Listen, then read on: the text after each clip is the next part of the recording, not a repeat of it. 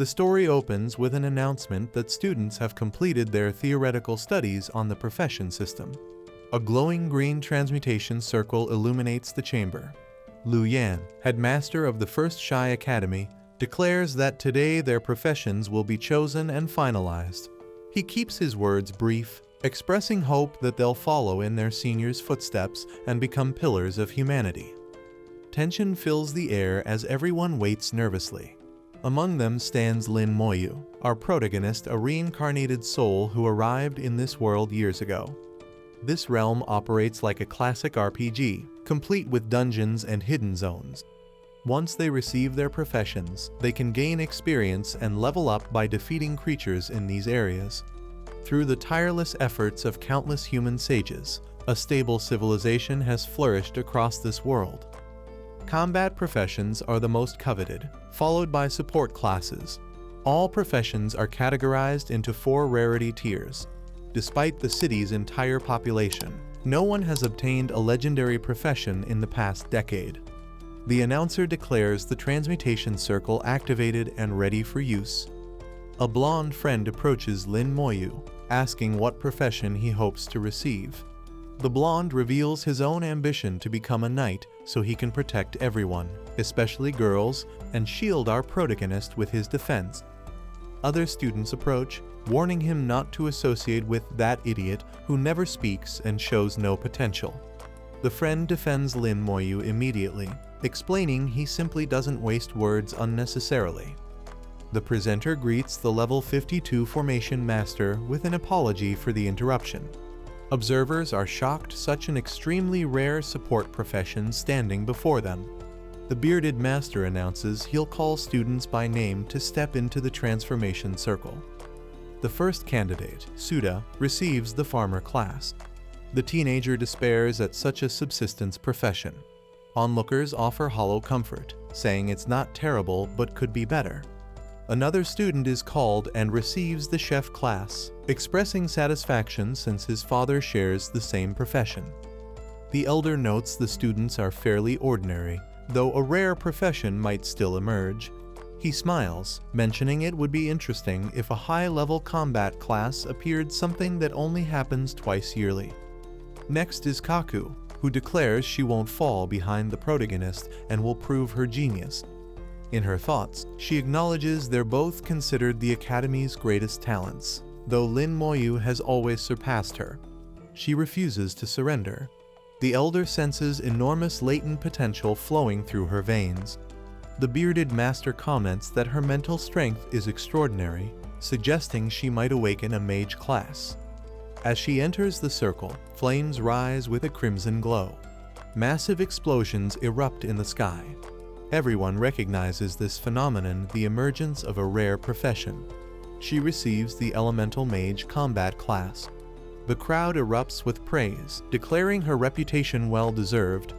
The elder acknowledges her exceptional talent, and she bows respectfully to her senior. Nearby girls express confidence that this time she might finally surpass that annoying Lin Moyu.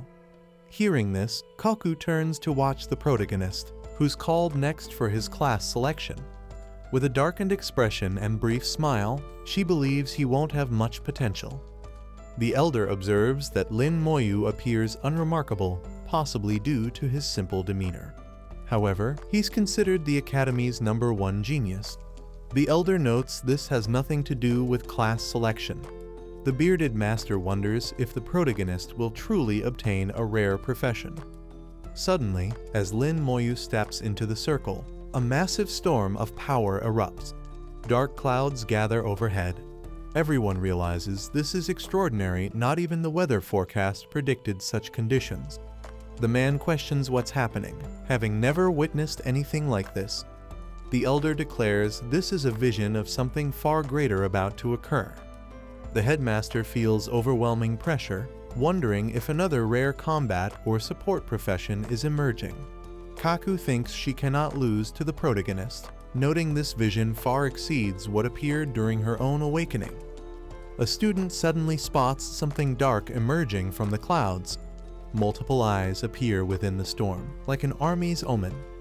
As the clouds disperse, undead beings materialize in this supposedly safe location. Someone falls backward, declaring these clouds are a vision of the apocalypse filled with the undead. An entire horde appears in the protagonist's vision as he receives this powerful class. Kaku recognizes it's only a vision but questions whether she could fight something of that magnitude. The souls settle calmly into Lin Moyu's body as a whistle echoes through the area. His combat class is revealed, Necromancer unique and secret. Lin Moyu realizes he's the only necromancer in the entire world.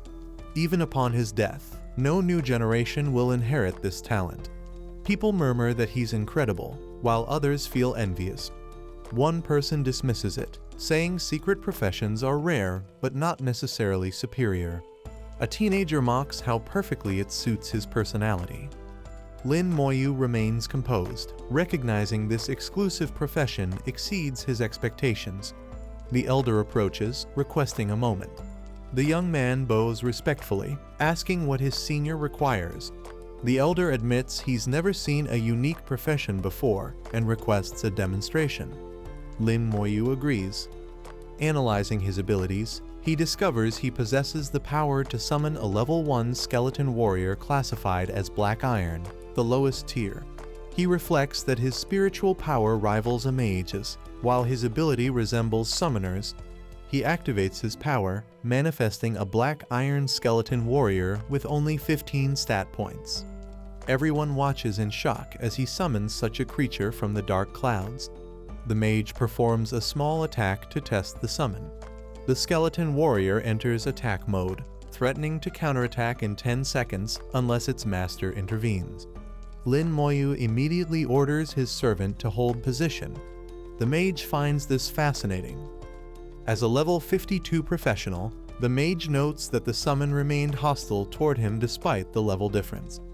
As the protagonist grows stronger, so will his summons. The elder thanks him for the demonstration, hoping he'll continue to develop his strength. Lin Moyu walks alongside his summon, which escorts him. The blonde friend approaches excitedly, calling it cool and asking to touch it. He questions whether this powerful skeleton surpasses him in strength, surprising his friend with such a statement. He's then called as the next participant and promises to return after receiving his profession. The system displays a space capacity of 1 out of 10. Lin Moyu realizes he can summon without using energy this way, and upon leveling up, he can store even more. He grows thoughtful, remembering when he received his profession, he witnessed a true necromancer slaying dragons in mere seconds using an army. One day, he'll achieve the same.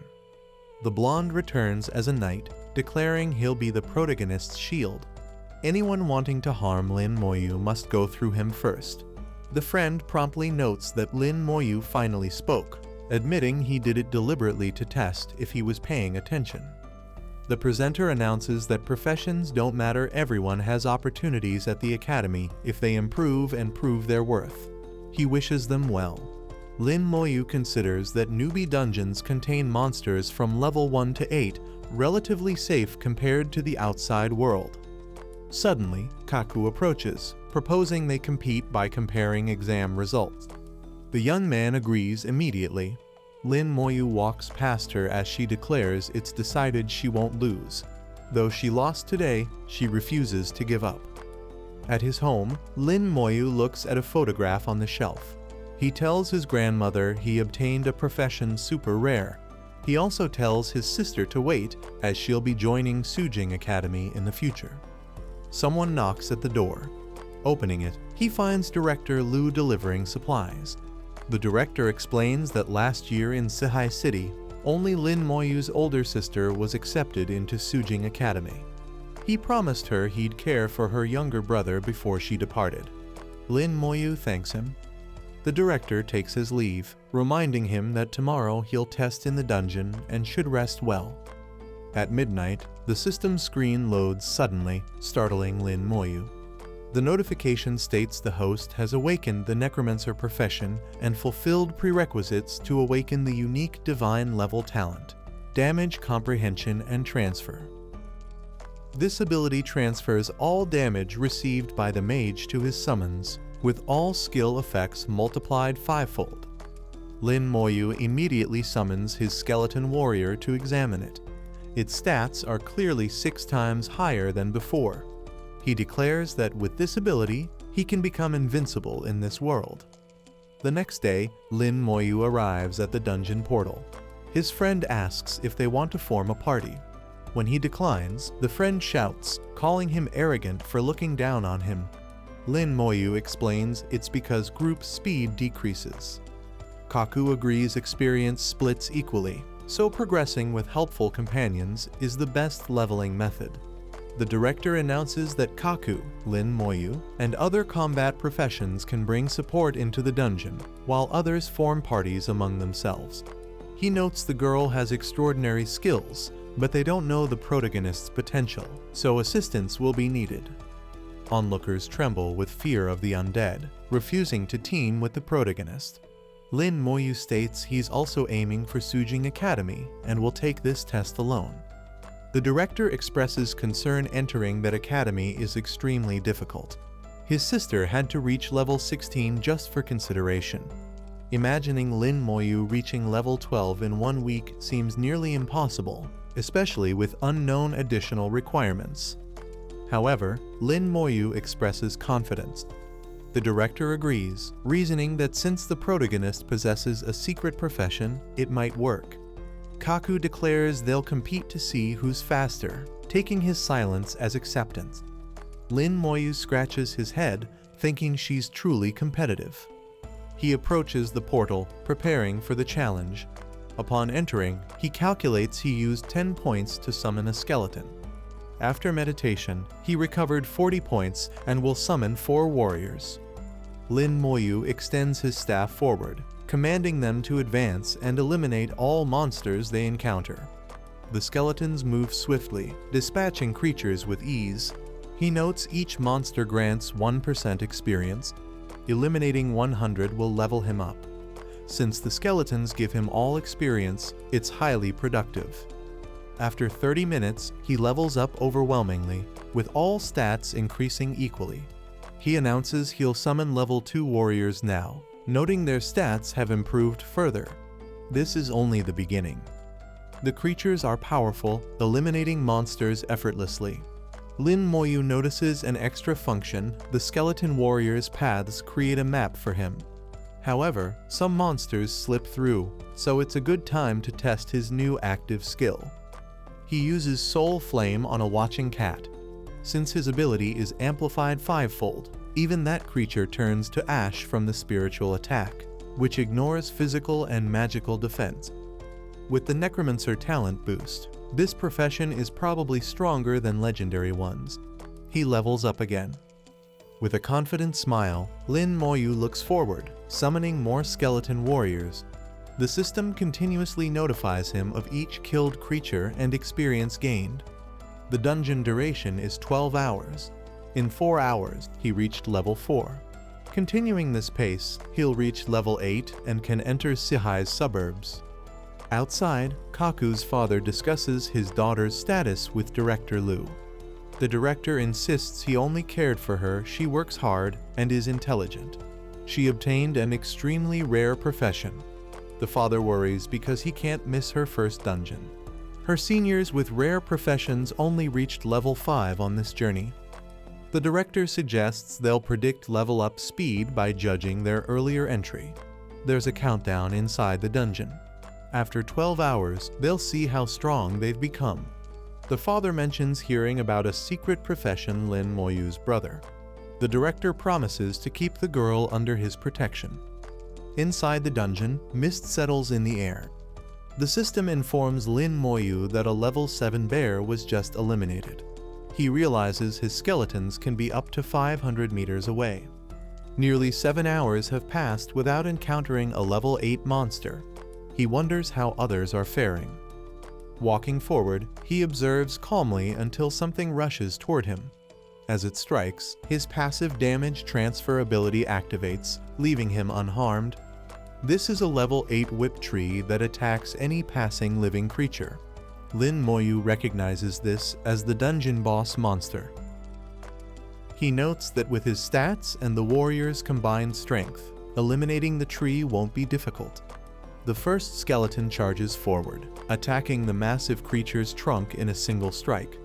However, unlike previous enemies, it doesn't die in one hit. He realizes it takes 4 strikes to eliminate a level 8 monster, significantly slowing his leveling speed. Nevertheless, there are 100 such creatures, creating an experience sanctuary. All undead charge forward to eliminate the trees and gain experience for their master. With a single strike, a skeleton completely destroys a tree as multiple notifications appear on the protagonist's screen.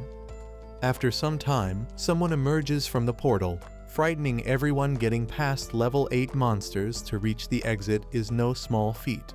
Emerging, Lin Moyu announces he killed all monsters inside, so he decided to leave. The elder realizes he reached level 7 in just 10 hours. Lin Moyu explains there weren't many monsters, expressing his desire to visit Sihai's suburbs. This is the first time the elder has heard of someone clearing that dungeon so quickly. He wonders if it's a necromancer ability. As a reward, the elder offers to arrange a travel certificate. He can rest and wait for other students while everything is organized. The executives immediately notice the boy emerged without companions in far less time than expected. The director explains this is Lin Moyu, who crossed the easy level dungeon by killing all level 8 monsters.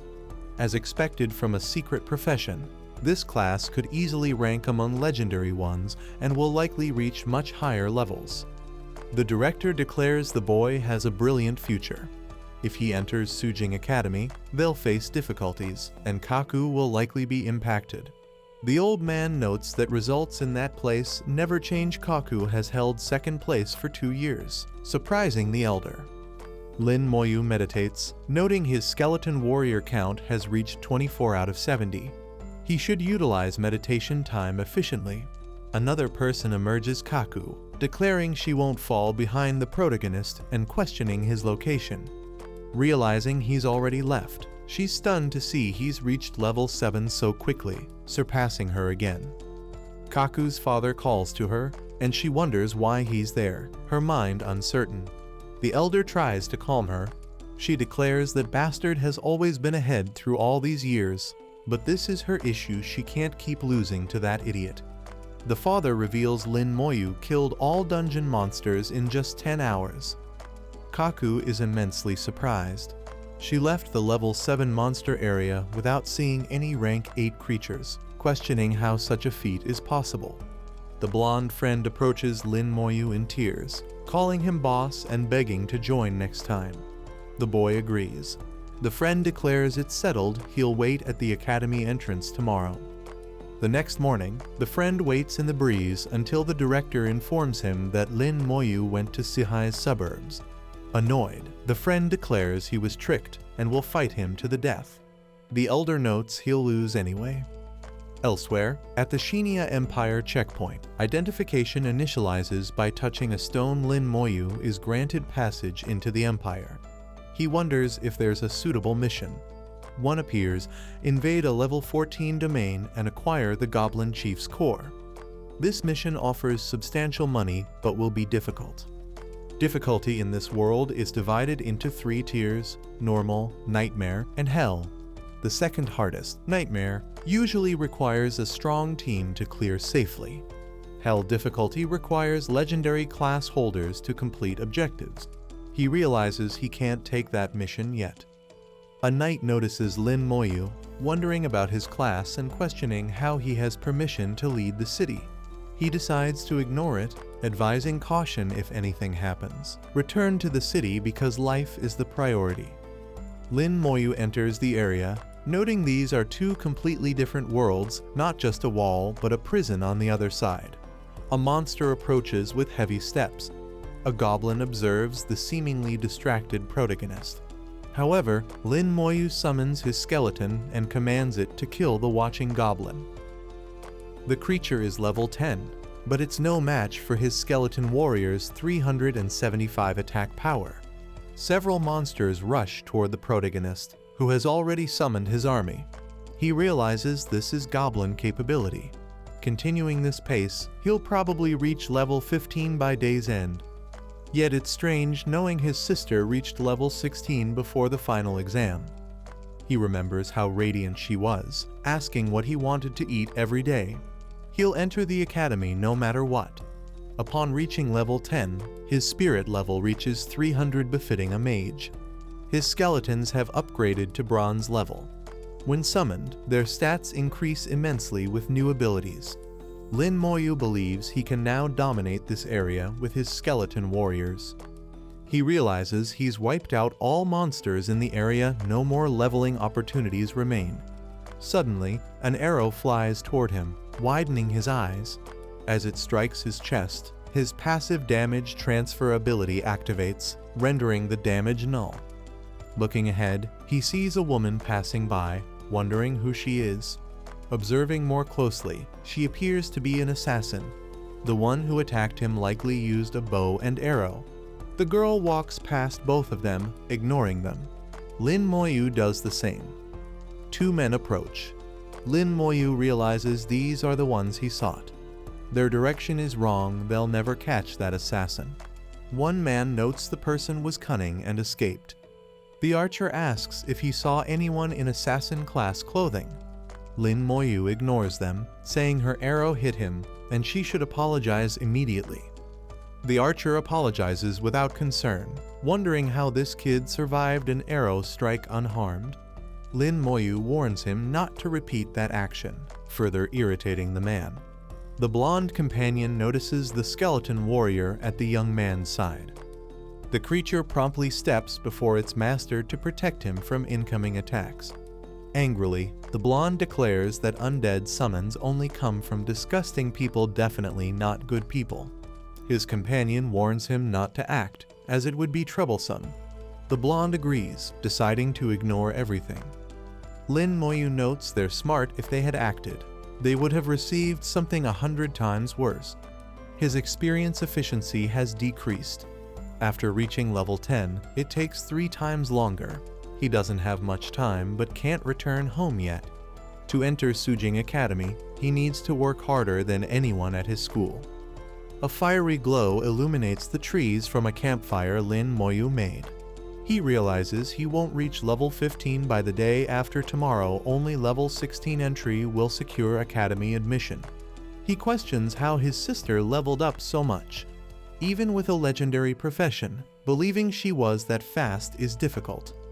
He remembers the Zihai Mine dungeons. She may have formed a team to invade on nightmare difficulty, which explains why she returned so injured.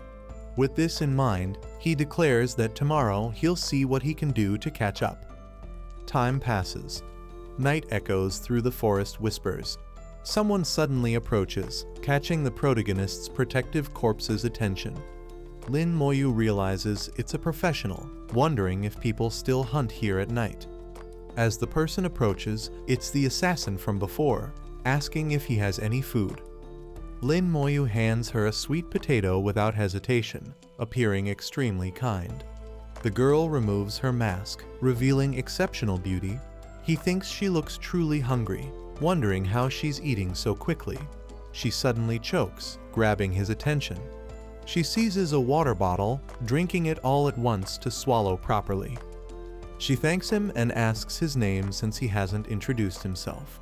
Lin Moyu, a man of few words, remains silent watching her. She suggests that even if he dislikes talking, they can at least analyze each other's abilities to learn more. Both touch fingers using the analysis skill to read one another. Lin Moyu is surprised the skill failed, retrieving no information. The young woman doesn't seem surprised. She reads that his name is Lin Moyu, level 10, profession necromancer, something she's never heard of. She thinks she saw him with a skeleton soldier, calling it extremely rare. The girl waves her hand, asking why he doesn't speak, suspecting he might be mute. Lin Moyu promptly asks, "Why?" Completely happy, she realizes the protagonist can speak after all. The boy repeats the question, asking the reason. She explains she has a blocking medal that only allows someone 10 levels above her to analyze her. She removes the item, telling the protagonist to try observing her ability again. He points his finger, charging it to view her stats. The screen reveals she's a level 19 shadow assassin, quite unusual. Suddenly, both get a bad feeling. Lin Moyu has a mental image of enemies approaching from two directions. He realizes his skeleton detected they're being surrounded in this tight space. The girl mentions they haven't given up. She only has a mid-rank scroll and doesn't want to be chased for another day. She stands, saying she's leaving because she's in trouble and hopes to see him again. However, she dodges an attack from behind with extreme agility. When it strikes the trunk, the projectile emits an aura, immediately marking both the protagonist and his assassin companion. The archer laughs at their expressions. A marking arrow is problematic. She can't go invisible or leave the area quickly as usual. Lin Moyu watches, realizing this archer possesses anti-invisibility skills perfect against assassins. He assumes they came prepared. The blonde declares there's nowhere to run this time. He notes a filthy rat and evil summoner make a good pair. The girl tries explaining he has nothing to do with this, offering to hand over the skill scroll so they'll never meet again. The archer refuses that could have been accepted yesterday. Now, killing them is safest to prevent rumors about what happened here. The young woman tells the protagonist she'll distract them while he escapes. He worries about his new companion. She explains she's a shadow assassin and can dance freely under moonlight. Lin Moyu counters that she's already marked her invisibility won't work against these enemies now surrounding them. The archer shouts to stop wasting time and kill the girl. The blonde mage raises his staff, declaring he doesn't want to take the protagonist's life, he wants to watch him suffer until his last pathetic moment. He uses the illumination skill, making everyone visible in the open field. This completely disables shadow invisibility skills, destining the assassin for brutal death. The girl grows tense, declaring she must give her all to avoid dying here. All three men prepare to eliminate the protagonist and his companion in a single strike, leaving no witnesses. The entire field opposes them. Lin Moyu remains relaxed. He briefly raises his hand, summoning his shadow skeletons to his call. The mage dismisses this as wasted energy. Undead summons are disgusting. He shouts that a level 20 mage's fireballs are enough to turn them to ash. The girl tries pulling the protagonist, telling him to run and avoid the attack. Attempting this, she realizes it's impossible. Spiritual threads have been tied to her shoes, preventing escape. The archer fires 3 projectiles, declaring this is their goodbye to finally end the evil that is those two. The girl can only shout that this is bad as 3 arrows fly toward her. She tries pushing the protagonist to help him dodge, but realizes escape is impossible. The fireball heads toward her while arrows come straight at her, widening her eyes. Suddenly, the protagonist's summons finally emerge from the shadows all at once. The first skeleton takes the attack directly without suffering damage. Another monster uses its sword to block the attack, which fails to harm it. Another creature emerges, charging at the knight with its shield to stop him from moving toward the protagonist. The force is so great it pushes back the supposedly toughest group member. The skeleton that took the fireball remains completely intact, skillfully holding its axes, ready to end the situation. The mage questions how this is possible. His analysis skills said this boy is just a level 10 necromancer. He desperately shouts not to let him get closer, declaring a level 20 mage shouldn't lose to someone 10 levels below. The archer questions what that was, unable to understand. The knight notes his skills have no effect on these summons, questioning why their attributes are so high. To their surprise, several blue flames form around the archer, settling around the knight in the same ghostly way. Stunned, the mage feels danger arriving.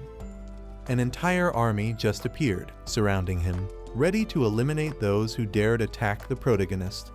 Their images are fragmented as if weak, but clearly possess far more strength than appearances suggest. The young woman is speechless, realizing these are the same skeletons from before, appearing extremely fragile yet enduring these powerful attacks.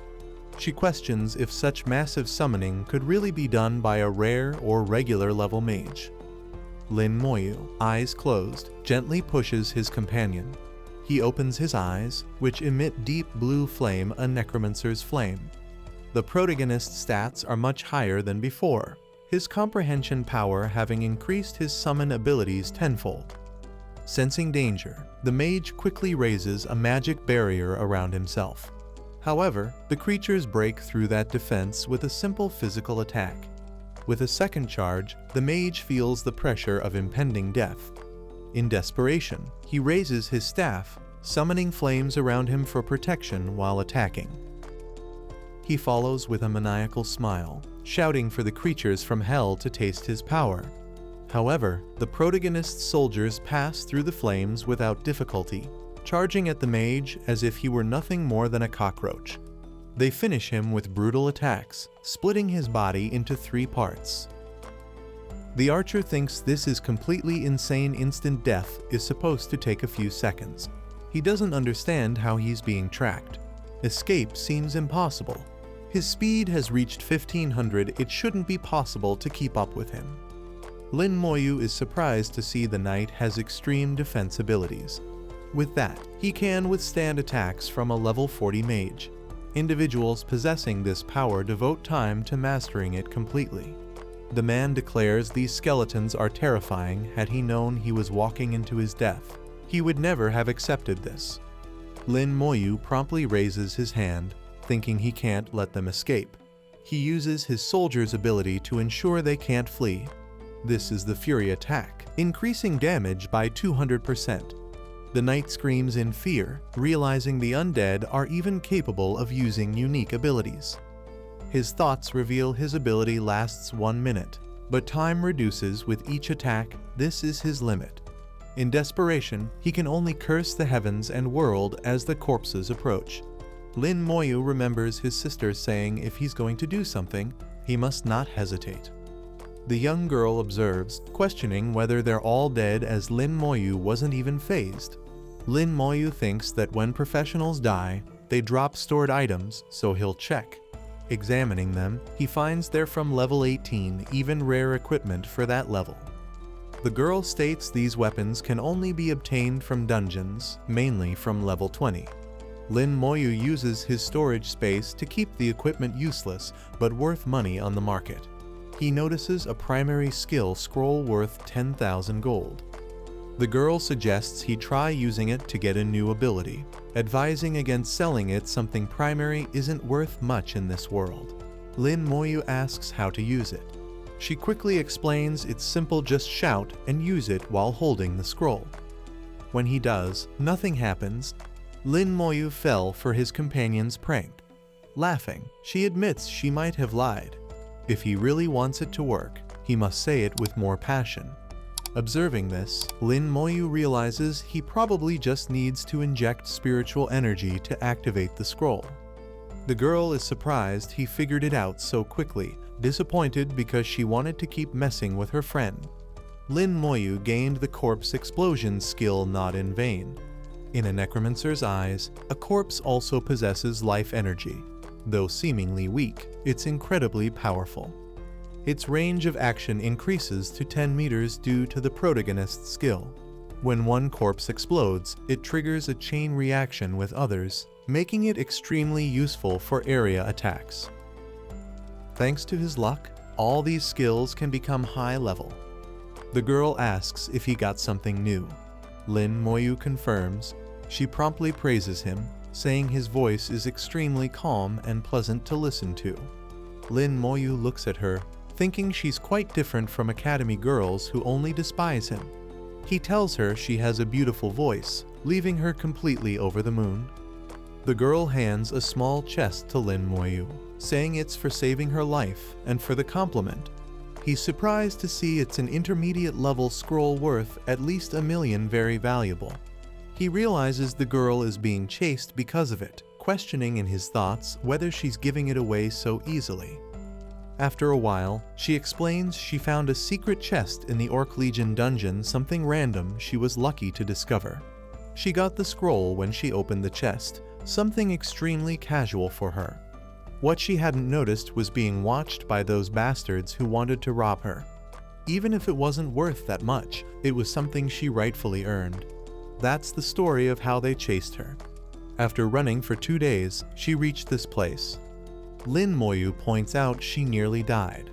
The girl reassures him that if she suffers a critical hit, she'll be transported far away, but still thanks him. Trembling slightly, she says it hurts to be wounded and she's terribly afraid of it. Lin Moyu thinks she's even more of a rich girl than he imagined. The girl asks if he has anything to eat because she's starving, requesting the potato. While eating, she asks which university he plans to attend since he's leveling up. He replies Sujing. She notes it's not bad with his ability, it's impossible for him not to get in. If he can't, no one else will. With that in mind, she gives him a tip. Don't forget to visit the Shenshin Tower as soon as possible. The reward doubles on the first challenge. He must clear as many floors as possible on his first attempt. That way, they'll earn several academy points worth gold coins, plus other benefits like crafting seminars at the university. After all that conversation, Lin Moyu covers her with a coat, seeming to enjoy this unexpected company. He relaxes to meditate and recover his spiritual energy. The next day, the young girl wakes, asking if he has more sweet potatoes because she's very hungry. With all items in hand, she says it's too little and asks him to be a gentleman and hand everything over. Lin Moyu states there's none left, making his companion relax because she fully trusts him. Standing, she says she's leaving now because she's also leveling up and tells him to level up quickly so they can meet again in the future and farm levels together. Lin Moyu watches her walk away, seeming delighted by that presence that has become dear to him. Standing, he declares it's time to test his new skill on those bodies lying there. Extending his hand forward, red energy envelops his arm as he uses corpse explosion. The destruction area is immense, throwing the protagonist slightly backward. He realizes the area grew significantly due to his talents affect a skill that can eliminate bodies without leaving traces, extremely powerful. He's going to put it into practice in the Sihai Mine dungeon from now on. After his skeleton warriors transitioned to bronze, the summoning cost increased significantly. Now, after meditation, he can only summon 4 more. He doesn't need to rush, soon his space will be filled with an army. He's clearly reached the dungeon he sought. Several people search for individuals to enter the area and level up. Lin Moyu arrives accompanied by his skeleton, keeping his head down to avoid drawing attention, though that's impossible. Looking at the status panel, he realizes the true difficulty already features extremely powerful monsters. Without a group, completing this task would be difficult. Someone approaches, trying to use the scanning system and asking if the protagonist is a summoner. They're shocked when a blocking emblem denies the ability, and the skeleton glares at him with extreme suspicion. Other members approach, asking the protagonist to join their group since they need someone capable. Lin Moyu lifts his head, stating he won't accept any requests today. The system asks if he wants to confirm his choice to enter on nightmare difficulty. The young man accepts, causing enormous pressure to surround him. Everyone is startled to see he entered alone, wondering if he's reckless or extremely powerful. They couldn't see anything in the protagonist's status, so they'll wait to see if he emerges alive. Inside the Sihai dungeon, Lin Moyu senses a strong smell of blood, hearing that stepping out of that circle means instant detection. Facing a goblin, he realizes it has abnormal strength compared to usual ones, so its experience must be extremely high. A level 14 knight's constitution is extremely low for elite monsters. Here, that's why most need help. Compared to his skeleton army, these mind goblins are nothing. He advances, ordering them to attack everyone there. The army easily handles the creatures, granting massive experience. Lin Moyu realizes it's 10 times more than monsters of the same level, truly an experience source. They take only seconds to kill these creatures, so his strength will increase drastically. He can't let any escape, so he uses his mental map to detect them all. After a few eliminations, Lin Moyu finally levels up without apparent difficulty. he reached level 11 in just 5 minutes. His spiritual energy is restored, allowing him to summon 4 more skeleton warriors. All basic attributes improve after level 10. However, points are increasing more after the 10th stage. His warriors are also getting stronger as his level increases, great for his development. He questions why all his skills have improved except the one he learned earlier. He decides his friend must know something she chose to hide so they could meet again. Regretfully, pressure passes over him, catching his attention. It's the Mind King Wolf, a late-stage area leader. Lin Moyu thinks the attributes are quite high, close to being a dungeon boss, but it's still just one creature against several warriors. He commands all his skeletons to charge at the massive dog. The creature roars. Lin Moyu thinks his warrior's constitution should withstand the wolf's attack. He uses the Fury attack skill on all his summons to make the job easier, noting that the bigger the enemy, the more advantageous for the large numbers in his army. The creature uses another roar, which is blocked by one of the skeletons. Lin Moyu states the power is weak but still capable of throwing his allies away. He's surprised to see the leader fleeing, questioning whether that's really fair. Suddenly, he realizes something's wrong and immediately orders his summons to retreat. They were all surrounded by fierce level 14 mind wolves with not so high stats. Lin Moyu notes they're not that strong, but their number exceeds 100. Even a typical 5-person team wouldn't be enough to handle so many. However, he's a necromancer. These creatures are mere experience points. Just one attack is enough to eliminate them. Lin Moyu gathers energy in his hand, using corpse explosion to his advantage.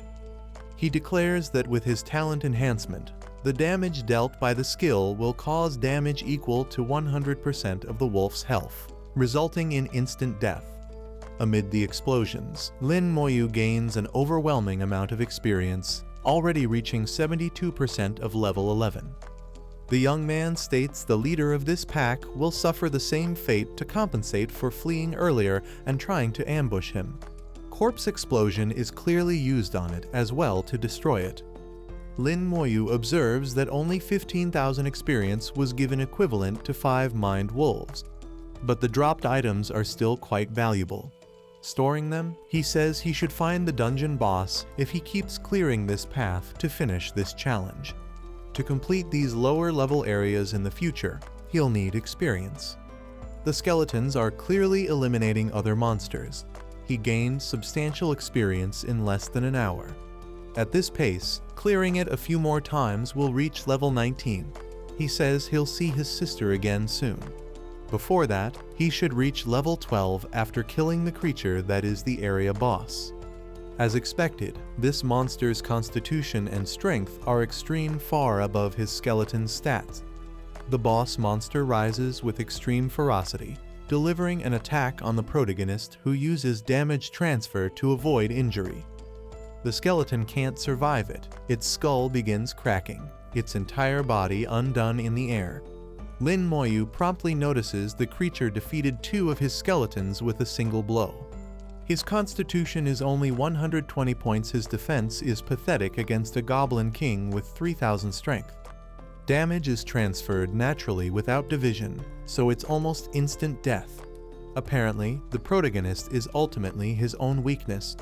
For that reason, he'll need to raise his own constitution. The boss is clearly at least twice as strong as a skeleton overall, but not overwhelmingly so. Even if one can't compete, the young man has an entire army by his side. If the pace continues, he'll probably defeat the monster with just a few more blows from his army. Suddenly, the creature jumps, throwing off all clinging skeletons. Upon landing, it uses the tremor ability, much more powerful than the Wolf King's roar. The creature then uses flame breath, rapidly decreasing the protagonist army's constitution at insane speed. Lin Moyu promptly commands them to return to the summoning space. He must prevent it from using its abilities at all costs. He uses his soul flame to fire a beam of green energy at the creature, which then catches fire. He thinks he doesn't have much spiritual power left, so he must take this chance to finish the monster once and for all. Using Fury Attack, he shouts he's finally hit this boss dead on, so he can finish it off with extreme speed. The system congratulates him for killing the goblin and earning 40,000 experience. He reaches level 12. After evaluating, he believes it's enough to leave the dungeon. Even being a necromancer, his difference from a mage is very noticeable. The Mantle of Wisdom may be useful since it adds 10 points to both spirit and constitution. Besides, he obtained a core worth at least 10,000 gold coins more valuable than all equipment combined. He reaped good rewards here. After leveling up and restoring his spiritual power, he can summon 4 more skeletons to his group, now totaling 60. With that done, it's finally time to leave. He uses teleportation to return to the previous location. Everyone is surprised to see he emerged alive and even completed the dungeon wearing the Mantle of Wisdom. Lin Moyu thinks the dungeon cooldown is 12 hours. He'll use the time to recover and avoid killing other monsters. This place showed him his greatest weakness is his own body, but also taught him how to use his abilities optimally. Corpse Explosion is great, practically a mass attack, while Soul Flame can interrupt even a nightmare-level boss who can't withstand it. After 12 hours, he wakes, saying his spiritual power has recovered and he's ready to summon 4 more skeleton warriors. As he gets close to the area, he notices people often sleep outside. It's rare to see them camping. But in his friend's case, she seems the clumsy type who wanders in the middle of the night. Approaching, he notices a commotion and asks what's happening. The Dynasty Guild is being unfair, not allowing anyone into the dungeon everyone has been waiting for. One man states the young master is completing a quest inside, so no one is allowed to enter until he's done. One person shouts this is very selfish. The mage promptly says he's being too noisy and attacks the complaining man. The man's body falls far away, creating a brief smoke wave. Nearby people notice he was killed without any chance to explain, killed brutally. The armored people say a mere unknown professional deserves death. If anyone dares, they can seek revenge at their guild base. Lin Moyu approaches, asking what's going on, drawing the attention of the man who previously tried to scan him. It's explained that the Dynasty Guild needs the Goblin Chief's crystal core, a rare item. Their young master is trying to obtain it right now. They even posted a notice for all hunters, but that core is worth at least 30,000 coins, and they were only offering 10,000 as a reward. Lin Moyu asks what the item is used for. The answer is that it can be crafted into a chief's ring, raising all abilities by 1 level and increasing stats by 10. It's the most powerful item below level 40. The protagonist is surprised by that statement, calling it something incredibly difficult to be in a rookie professional's hands. Lin Moyu promptly walks off, saying it doesn't matter who it is, no one will get in his way or interfere with his level farming. The mage is stomping on the corpse, saying their rookie without a guild dares to challenge them, asking if he has a death wish. Lin Moyu, with a serious tone, orders them to get out because they're getting in the way of his leveling. The older man kicks the corpse, saying he must have hit his head as he's messing with extremely powerful people. Lin Moyu remains skeptical, ordering them to get out of the way immediately because they're interfering. The redhead reads the protagonist, calling him a level 12 necromancer, wondering what this class is about, but saying he's too stubborn for a rookie. Everyone around tells him to stay away from those people, they're unreasonable and will kill him without hesitation. However, the apparent area leader realizes that when looking at the protagonist, he feels nervous, questioning why he's suffering so much in his presence. Preparing to attack, he says he'll kill him if he takes one more step forward in his direction. Lin Moyu, without any hesitation, simply does as warned, stepping forward. The men quickly get ready, and the leader orders them to kill the protagonist immediately. The level 25 mage raises a barrier, saying that no matter how strong his summon is, it won't even be able to kill him while standing still. He questions what kind of creature it could be and why it's so powerful his shield can withstand up to 5 attacks from a warrior of his level. Lin Moyu activated the Fury ability. The man thinks they'll die from the next blow. Out of instinct, he uses the fire ring of repulsion to push the corpse away. He yells for everyone to stop watching and start attacking, thinking he barely survived. A knight charges forward, saying he'll completely destroy the protagonist's summon without difficulty. Upon being repelled, he questions how that's possible since he's many levels higher. The older man orders them to kill the summoner. The summons will disappear afterward. The archers prepare, saying he dared to challenge the wrong guild and he'll die because of it. Everyone tries to shout for the protagonist to be careful and dodge, or he'll be brutally killed if hit. However, Lin Moyu raises his hand, summoning his skeletons to appear, protecting him with their weapons without difficulty against those attacks. The archers question how that's possible. Summons shouldn't matter that much if the summoner's level is so low. The mage realizes this is extremely problematic, facing numerous enemies all at once. He decides to run back, ordering them to stall him as much as they can. He uses Serpent Dance, a level 20 mage skill, the most powerful attack that can be learned at that level. When it hits, Lin Moyu remains unharmed in the middle of those flames that blind his opponent's vision, who then smiles, boasting that the protagonist must have died in the fire. The explosion starts fading slowly, and the corpses remain still in place. They charge toward the guild, who are confused by how many there are, thinking they're being overwhelmed in numbers. The mage raises his staff, ordering everyone to form up to launch an attack. Many blessings and buffs were applied to the entire team to try dealing with the protagonist. The redhead thinks their guild is extremely experienced and knows how to work as a team, so they're unbeatable against a solo opponent.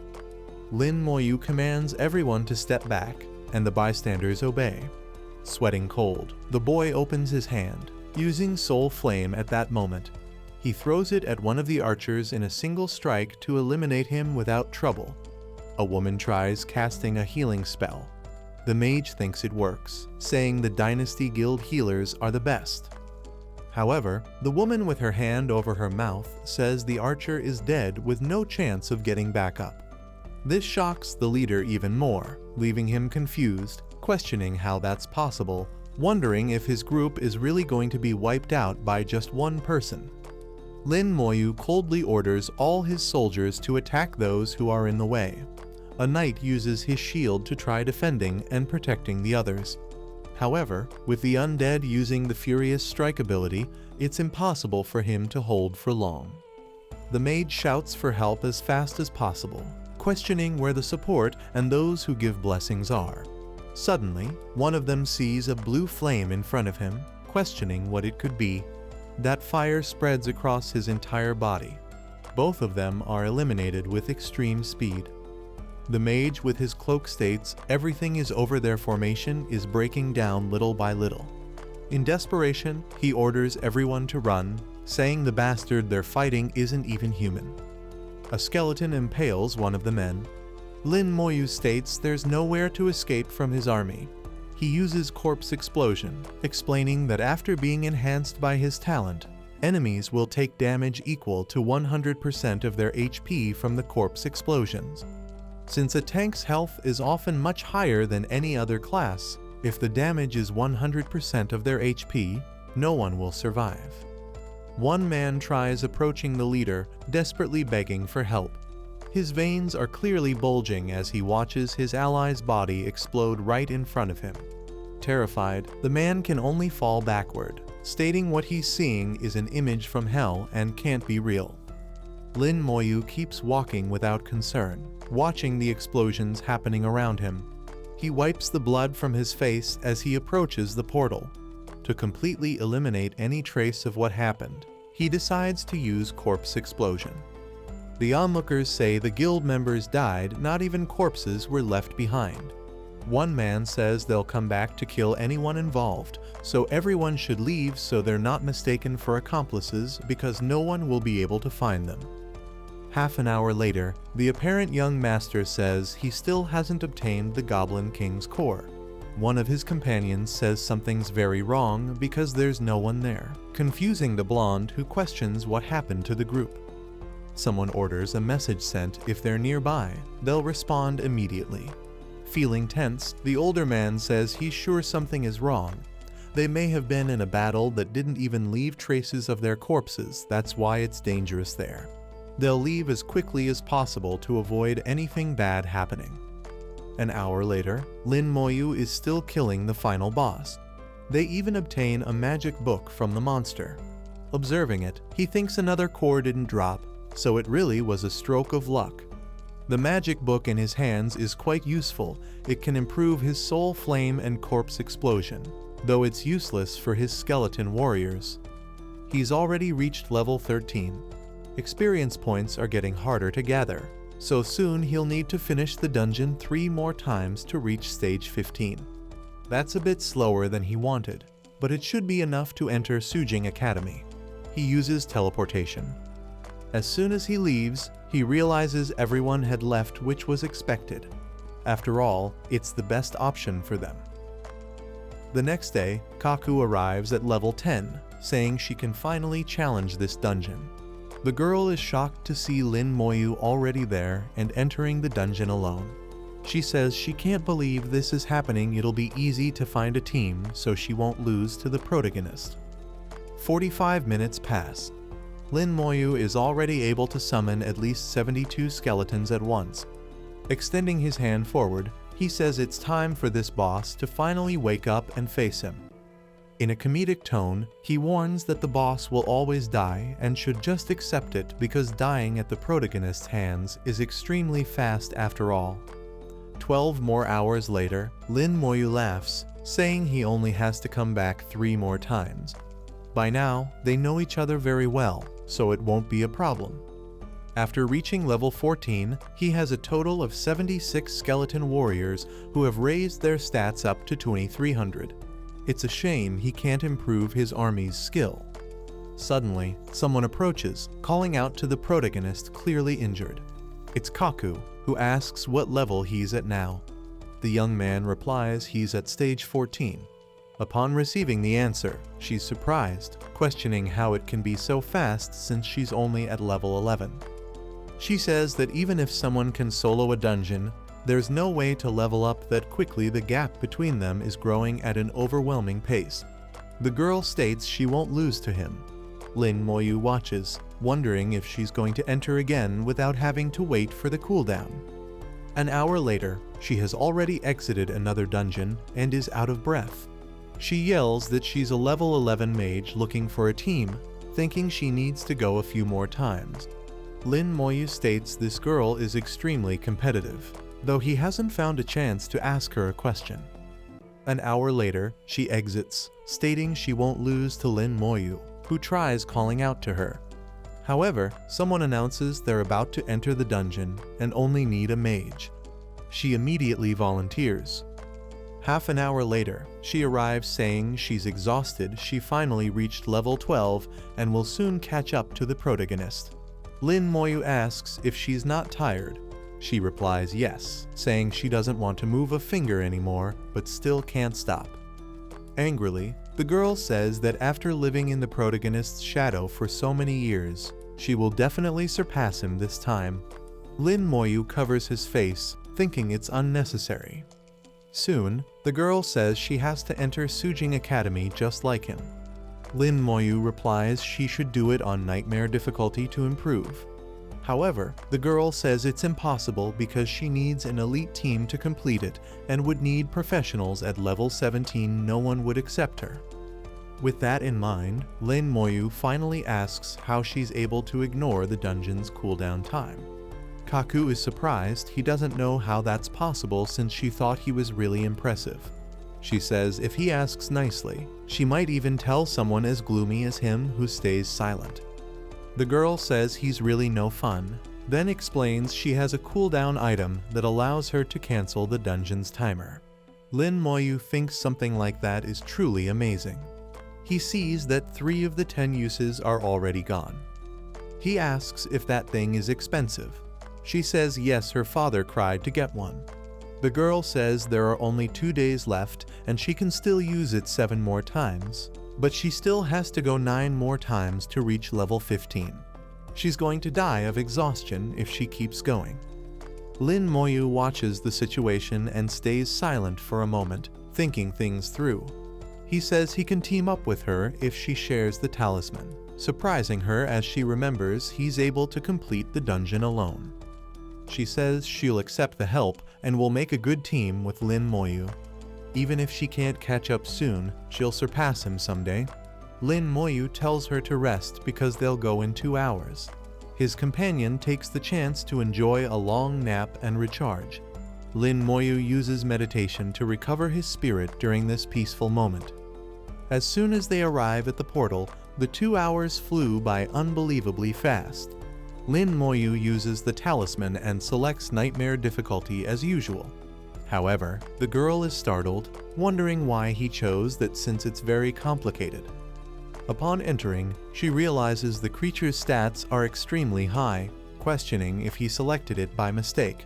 Lin Moyu tells her to stay close to him, making her question if the boy has gone crazy because they'll die if they move forward.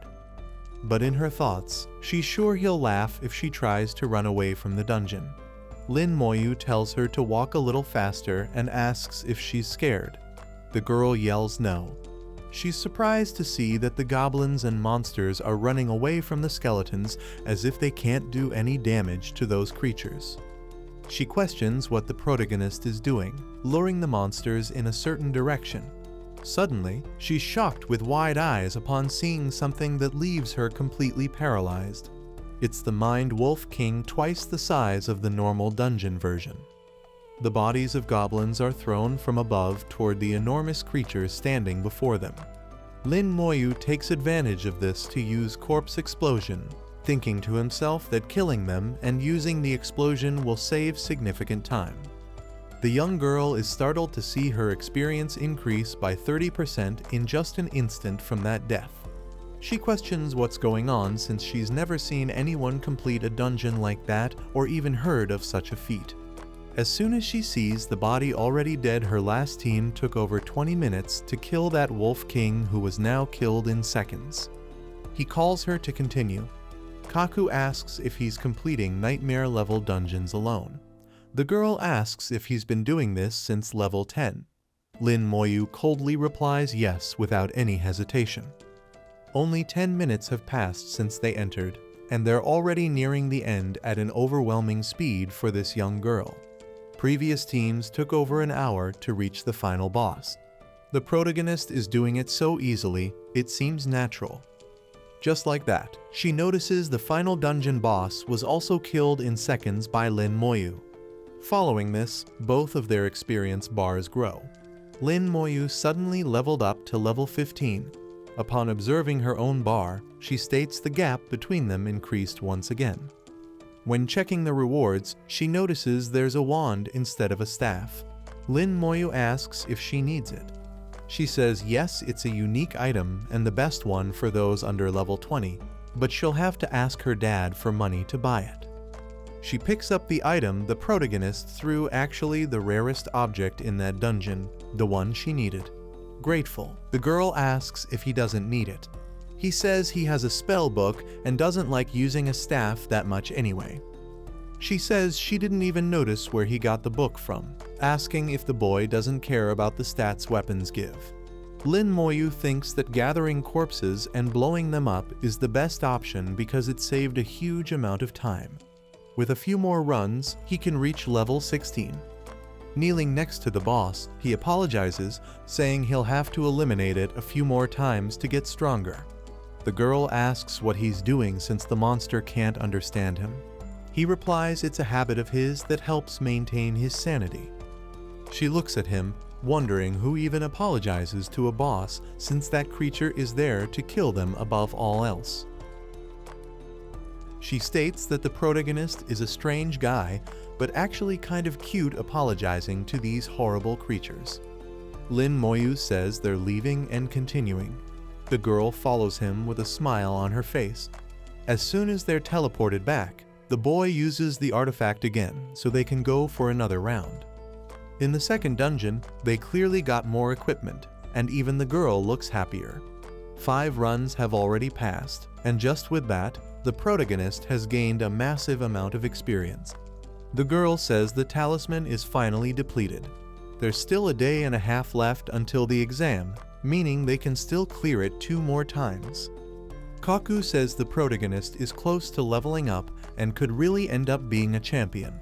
It's explained that if he earns enough points, he could be very useful at Sujing University and might even get a chance to enter the University of Creation.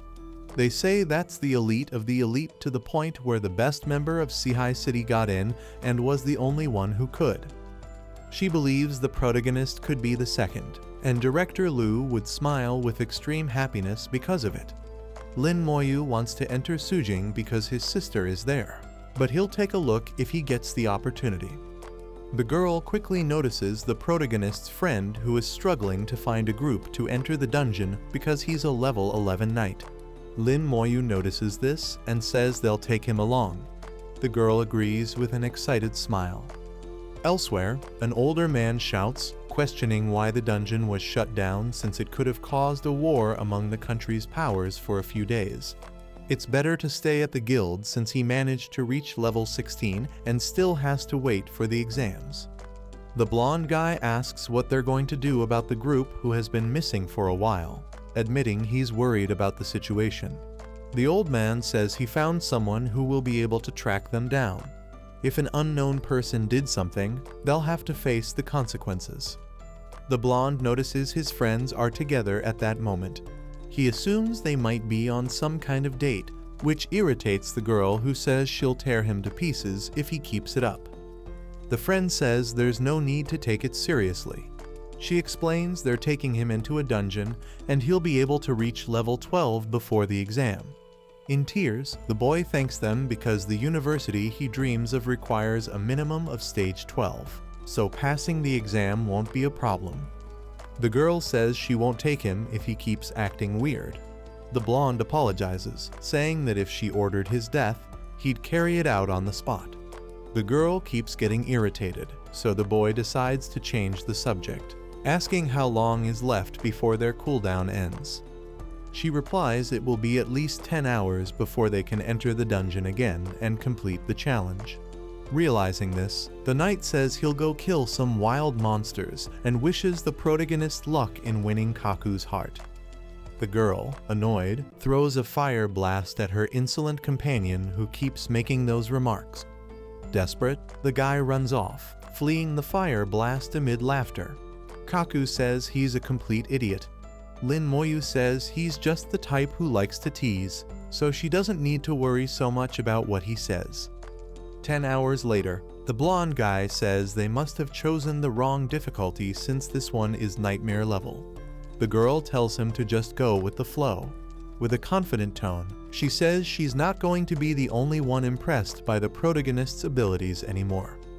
The blonde immediately says that in nightmare difficulty, a monster could easily kill him. The girl tells him not to hide behind a mage since she has even less defense than he does. Meanwhile, Lin Moyu uses his corpse explosion to eliminate the dungeon boss quickly and without trouble. His companion says it's absurd because a creature like that needs a whole group of people to be killed. Even then, it's difficult. Though, the girl says it's not that serious. The knight promptly says he'll be the protagonist's lackey, asking to be taken on future raids. In a comedic tone, he says he has no pride left since he can't be the knight type when his boss is right there in front of him. Lin Moyu says he can let go now, implying he'll take him along. He thinks just one more dungeon run and he'll reach level 16 with his companions at levels 15 and 12. After that, it's just a matter of time until the great university exam begins. Sometime later, at the top of the wall, one man says today is the children's return day. A woman says she's imagining the results. Another old man says the 2 geniuses from Old Blue Academy are aiming for Sujing University. The bearded man responds that it's true because his 2 best students must have at least reached level 15 to achieve that feat. In thought, he says one is the brother of a girl with a legendary class and the other is the pride of the family. They might be able to create a miracle. Someone starts approaching a level 12 gladiator, which surprises the head of his academy. Another person approaches a stage 13 eagle-eyed archer, impressing everyone there for having reached such a high standard. The elders begin to argue. One says levels don't mean anything because the important part is the exam results, and no one above level 14 has shown up. Then it's said that Director Lu's students are taking a long time, and they assume something might have happened to them. However, the three of them promptly approach the area radiating a powerful aura. The bearded man says it's great news they've returned safe and sound, asking what level they've reached. The mage and the knight managed to reach levels 12 and 15 in that short period exceptional. All the elders are impressed because the girl managed to have an 80% chance of entering Sujing University, making the old man very proud. However, the protagonist is the most surprising. He is a level 16 necromancer, shocking everyone present because he accomplished an unbelievable feat for the second time in this era. One elder notes they must have completed a dungeon non-stop and looks at the equipment. They're wearing items from the Goblin Chief set, which are rarely dropped during the waves of that wretched place. The elder promptly says they should get on a bus heading straight to the academy, thinking to himself that these youths have left the elders completely astonished. Lin Moyu keeps in mind that it's plausible to aim for first place to get into the creation seminary as entry is guaranteed. The next day, his spiritual energy is fully recovered. He has a total of 100 skeletons with 2,500 status points, making him physically at his peak. The blonde, upon seeing Lin Moyu, raises his hand and calls him using the honorific boss. His companion also notices him and is surprised for a moment. He asks if they're ready. The reply is yes, since they've been preparing for a long time. The girl says they'll meet again at Sujing University. The young man agrees. With this teleportation stone, everyone will be sent to the exam area. They should prioritize their safety during the process because their lives are what matter most. In the center of Shengjing Province, Lin Moyu states there are tens of thousands of people gathered there. Suddenly, the test tower shouts that it is being activated. It states the exam rules. They must not talk or ask questions. Unnecessary infractions will result in disqualification. Two people begin to talk, questioning whether it's really not allowed to even ask questions at any time. The tower immediately disqualifies them for strictly violating the rules.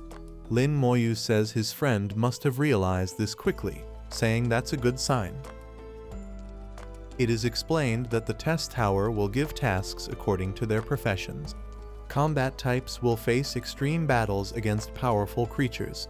Support types will face adverse situations where they must prove their worth. After completing basic tasks, they can choose one of 3 difficulty levels to complete their tasks.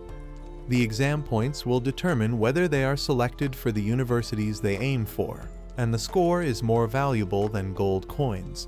They are allowed to use any kind of equipment, but support items are strictly prohibited and their storage will be sealed during the event. They are instructed to form a line to enter the tower.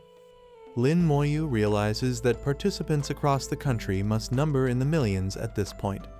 Upon realizing this, he notes this place doesn't resemble the dungeon he's been facing, as it is filtered according to his class. The examiners above say the necromancer should be classified as a rare type mage for now, as they've never seen one before. Lin Moyu is impressed when he sees his enemy will be a sorcerer-type creature. The system informs him he must eliminate it as quickly as possible. The protagonist notices he cannot see the monster stats. Lin Moyu says that kind of thing doesn't matter, so he prepares his soul flame. He then completely incinerates the creature, not giving it any chance to counterattack. The examiner is surprised to see the boy reached a historic time of 0.1 seconds, qualifying it as an instant kill. One examiner approaches because he heard talk of a new profession. Another man says there's no stable way to assess the capacity of that profession yet. The old man, realizing this, says he should increase the level. In the second test, the difficulty should be of legendary class. If he fails, they'll award 100 points to first place. But if he passes the second test, the elder himself will give him 1,000 bonus points as compensation. A level 20 werewolf sorcerer appears in front of Lin Moyu.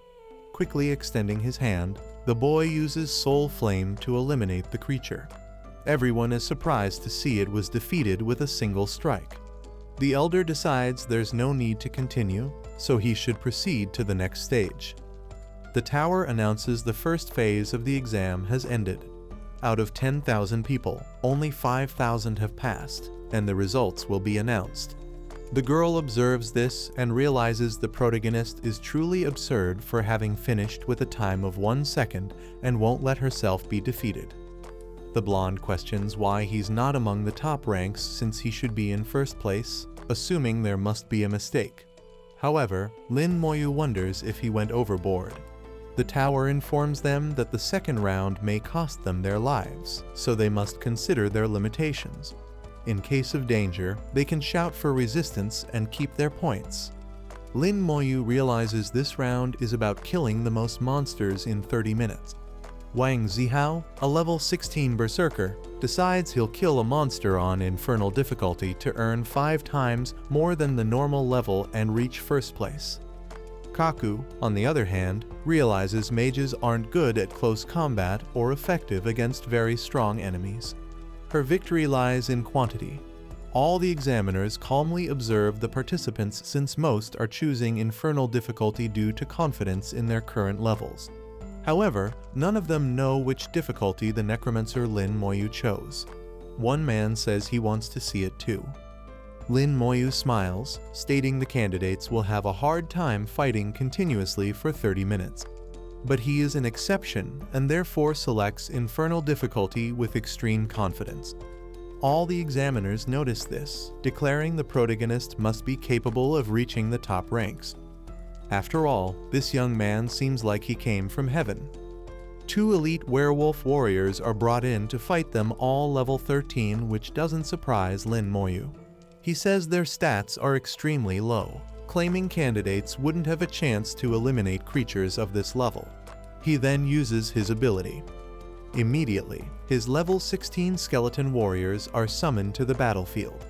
The boy easily eliminates the creatures while thinking it takes 5 seconds for others to appear. 2 skeletons are more than enough. Everyone is shocked to see that his summons are extremely powerful and that this new class is far stronger than anyone had imagined. The blonde, eyes burning, yells for everyone to come at him. The administrators think he doesn't know how to manage his energy. Even someone who chose an easier difficulty is currently 1 level above him. However, everyone sees that the protagonist is simply sitting down eating while his summons do the fighting, and they make a note of it. The oldest examiner says the boy is quite interesting. Wang Zihao declares it's finally over and he must have eliminated 50 infernal difficulty monsters, assuming first place is his. Panting, he asks the tower to show the rankings right away as he's extremely confident in his skill. He's shocked to find he's in 4th place again, wondering how this discrepancy is happening between first and second place. Since the respawn time of each monster is 5 seconds, it's only possible to kill 12 in a minute. He would need to kill 5 every minute to get 1,800 points. But Lin Moyu completely exceeded this by eliminating 301 almost instantly. The elders are amazed, saying their student is utterly ridiculous and admit that even Lin Moyu's sister, who was extremely talented, only got 700 points. The third round is revealed to be a boss fight, and Lin Moyu chooses Nightmare difficulty to eliminate it with ease. Soon, the werewolf captain appears at level 15 with very low stats. Lin Moyu says it doesn't even compare to the monsters in the Sihai Mine dungeon. Now he understands they can't send monsters of that difficulty, which disappoints him. He commands more skeletons to emerge from the shadows. On the other side of the arena, the blonde laughs while his eyes burn with excitement from the fight. Elsewhere, Kaku is fighting the creatures from a distance since she's an elemental mage, taking advantage of her long range. Meanwhile, another person uses their invisibility skill to hide from the monster and strike with a critical hit when the chance arises. However, Lin Moyu once again kills the creature instantly, proving his summons can even use skills. They can't even evaluate the true extent of his power, so they decide to wait until the 5th test round to see how far he can go. Upon observing the list, Lin Moyu notices his friend Gaea Yang is also giving his best, having reached rank 670 even as a knight. The 4th round of testing is announced. The enemies will be enhanced, and they must choose whether to give up or continue. The blonde, noticing this, realizes this is his chance to shine and reach first place, finally entering the place he longs for. With the current rankings, they won't have any trouble entering the top 100 universities of the Empire. He will respect those who chose not to give up. Each person will face 10 waves of monster attacks, totaling 100 enemies. After 1 minute, more monsters from the next wave will appear. The last wave will be composed of a boss monster. Only those who kill all creatures will pass the test. Each enemy is worth a total of 10 points. Upon completing all levels, the score will be doubled at the end, allowing for a total of over 2,000. Beastly warriors, mages, and even experienced fighters can be seen among them. The elders want to see how the protagonist will perform in this test, since the best way to defeat a summoner is to eliminate him. However, the elder believes this round won't be enough to stop Lin Moyu, as he has an extremely positive feeling. Lin Moyu says this is the time for his army to start warming up and eliminate the creatures ahead. 3 skeletons are more than enough to handle the creatures in front. To eliminate the mages, the protagonist uses his soul flame to prevent them from reviving their allies. With a single attack, it's enough to make the creature scream and writhe in its final moments of death. Everyone is impressed that the young man was able to make a 3rd summon. They say the stronger he becomes, the happier they are to see his growth. Lin Moyu even yawns, saying this test is too easy and doesn't come close to the thrill he felt the first time he entered the Sihai Mine dungeon. The men say this is getting boring, so they'll stop watching him and focus on the other participants. Another person agrees. Kaku thinks a mage's strengths lie in area attacks and long-range combat, so she'll do very well in this round. Wang Zihao is proving to be a true berserker, eliminating the creatures with extreme ease while his eyes glow.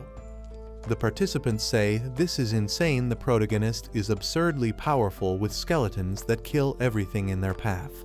Gaea Yang says that's his boss and starts telling the story of how he soloed a nightmare-level dungeon, which makes everyone call him a liar. Only 5 people made it to this stage of extreme difficulty. One of them is Fang Su, a holy swordsman who knows the rules of his class very well, and because of that is achieving excellent evaluation. Huang Zihao used his berserker ability, which increases his strength by 500% for 5 minutes, but decreases his speed by 200%. With this massive power boost, he's able to eliminate the monsters far more easily than before. However, Lin Moyu states the final wave of monsters has finally arrived and eliminates it without any difficulty. A man announces the 4th round of testing is over. Only 5 candidates remain. The ranking board shows the protagonist takes first place. Everyone is shocked since the 4th round was already hell, and they can't even imagine how the 5th will be. The blonde states that according to his calculations, the final stage will determine the winner of this round. Kaku says she's among the top 5, so she should be able to enter Sujing Academy without any trouble. Zue has the same goal and is giving her all to get into that university. The man says they must give it their best, or they will disappear among the eliminated. If they want to enter that university, they must push themselves. Lin Moyu and his companions state the moment has finally come. The rules for the 5th round will now be revealed. They will be taken to a special place called the Battle Space, where there will be over 100 monsters per round, including captains and bosses. Everyone must pay attention to the pace of their eliminations and the change in score. This place is divided into 5 stages, and each stage grants different points. When they enter that place, the examiners will only be able to see their score changes. If they have any aces up their sleeves, now is the time to use them. A chart explains each round, the points obtained, and especially the level of the creatures. Upon arriving, Lin Moyu realizes he can feel a deathly aura and assumes an unimaginable war must have taken place there. He concludes this is meant to simulate a more advanced and true battlefield where death happens at every moment. When analyzing the creatures, he notices he can only see their levels without any information about their stats or abilities. Looking up, he notices the sound is coming from other monsters calling out to their companions. When one of his skeletons attacks, it can't kill the enemy immediately. He concludes their constitution must be higher than expected. But that's not a problem because he can easily land a second blow to finish them off without issue. As soon as he does, he uses corpse explosion to clear the surrounding area. The examiners are shocked to see that Lin Moyu has already taken action and gained 500 points, killing 10 monsters in the first stage. Lin Moyu laughs, stating they use their roars to attract enemies, and in that case, he'll have to wait for the rest of the monsters to come. He notices the corpse is disappearing, which means his skill will become useless since they vanish after 10 seconds. He realizes he'll need to slightly change his strategy to eliminate the creatures more efficiently. Deploying 9 skeletons, he gives the order to gather the remaining monsters into one spot. Once that's done, one of the skeletons attacks the monsters to leave them with low health. With all of them successfully grouped, Lin Moyu uses corpse explosion at that exact moment, creating a wave of destruction that completely wipes out the creatures without any difficulty. Everyone is shocked to see the protagonist do something unbelievable they couldn't even witness. His score increased by 4,500 all at once, as if he had killed 100. The elder admits the necromancer class is extremely powerful and wonders what the true extent of his power is at this point. Observing the arena, he clearly notices there's no need to wait a full minute for the creature to respawn like in the previous round. Suddenly, he looks up and sees massive fireballs coming at him out of nowhere.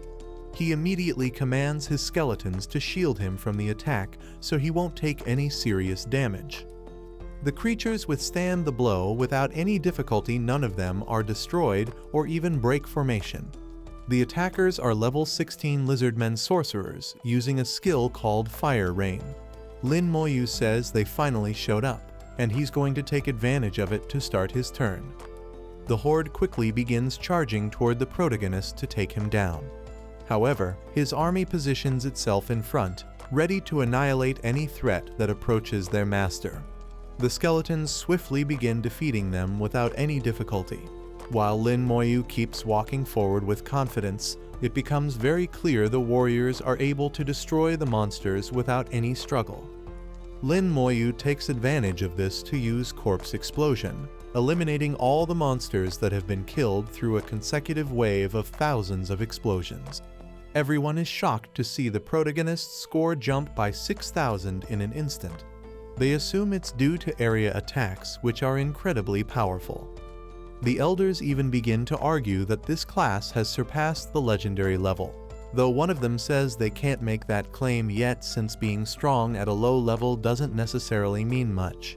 Lin Moyu looks ahead with a serious expression, realizing the death aura has grown heavier, signaling the start of the second phase. There are at least 40 groups of beastmen scattered throughout the area. Each group is at a higher level than the last, and their numbers have even doubled, but that won't be a problem. Back with the examiners, they say they haven't seen anything like this in 100 years. Lin Moyu truly has skills that are considered insane. It's suspected he has awakened his innate talent, making him a great blessing to the human race, something that only happens once in decades. Lin Moyu has already reached 34,000 points at once after the previous events. Everyone is shocked to realize he has entered the second phase since a monster in that round is worth 100 points, and he just killed more than 100 in one go. In Nikyujing, the capital of the Divine Summer Empire, The true body of the test tower floats in the middle of this city. From afar, a dark aura begins to approach the place, causing even the animals in the street to sense its presence. A sudden attack begins flying toward the tower, which shouts, asking who would dare to make such a reckless move. It forms a huge golden hand to defend itself, while the shadow declares the facility cannot stop its attack at this moment. Both energies clash, creating a strong shock wave in the area. The tower's system questions whether the creature desires death and charges toward it using the golden hand. The beast says this is merely a clone, so it can be killed if desired. However, there are still people inside the test after all. Suddenly, the golden hand crushes the creature's head, eliminating it with relative ease. People are flying around, stating they didn't expect the remnants of the abyss to launch a stealth attack, targeting the children who are the future of the country. They even infiltrated the space tomb inside the tower, which is derived from the abyss itself, thus benefiting them. The man known as Bai Yuan says time is not on their side. One of the men replies it will take an hour to adjust things on this end. Lin Moyu wonders what's going on and what happened to the monsters that suddenly disappeared. Someone steps forward, catching his attention appearing familiar. It's Kaku, making the protagonist question in his thoughts what happened since he should be meeting other candidates. The girl explains she was killing monsters when they suddenly vanished. Lin Moyu admits he's not sure what's happening as this situation is abnormal. Suddenly, other people arrive at the scene, one of them being Wang Zihao, who asks what's going on. Suvan, the one known as Godba, appears floating and urgently asks the children to listen to him. The elders outside question why this being has appeared as they don't understand what's happening inside the battle space. The oldest one explains that demons from the abyssal world have invaded the battlefield and they are working to correct the space's rules, which will take 1 hour. Kaku is shocked as she sees no way they can survive, but the man reassures her, saying if they join forces, they can endure against the abyss. He declares the children of Shenzhou will not fear battle or death. Seeing this opportunity, Wang Zihao raises his sword, saying they must not fear what lies ahead. He takes on the role of a leader and everyone begins to cheer and shout the motto spoken by Godba at that exact moment. Lin Moyu thinks the weakest monsters from the abyss are around level 70. But if a man like that says they can win, it must mean the enemies are truly powerful. The elders say the abyss is targeting the purpose of the Great Exam, which is to find the best of humanity, currently in the 5th round. One of the elders tells them to stay calm. They must not panic and must believe in the White God. Slowly, everyone begins to calm down. One of the students points upward, saying the blood moon of the abyss has finally appeared, and its power is starting to move toward them. All the knights step forward to protect the others, but the presence declares this is nothing impressive because in the end, it will all die. 1 hour is more than enough to eliminate them, though it's a pity it won't be able to savor the delicious bodies these humans possess. Lin Moyu watches the monster approaching a level 19 abyss-infected orc warrior. People begin to calm down and feel confident, knowing there are level restrictions in the war zone and they might be able to handle it if everyone is united. They're shocked to realize an enormous number of these creatures are appearing at least elite monsters enhanced to their maximum. Kaku asks the protagonist what he's going to do. He replies it's troublesome, but they can still handle it. What matters is the experience. They can gain a lot of experience from these monsters, especially since they are enhanced and receiving various mutations in their bodies. The voice laughs, realizing they are afraid, saying God may have told them to stay united, but they can't face a force of 100 that eliminates one by one. Wang Zihao promptly states he can't move because their auras are making his body stop responding to his commands. Meanwhile, the others on the podium draw their weapons, preparing for a battle that seems difficult. Lin Moyu steps forward with confidence and his army begins to advance without any fear. Kaku questions what he's doing since there are about 100 level 19 elite monsters there, and he can't handle that. However, Lin Moyu tells his friend to go back, which she firmly refuses. He says she can do whatever she wants since it won't affect him either way. The others notice he's a level 16 necromancer and question whether those summons belong to him. They want to join him but remain afraid.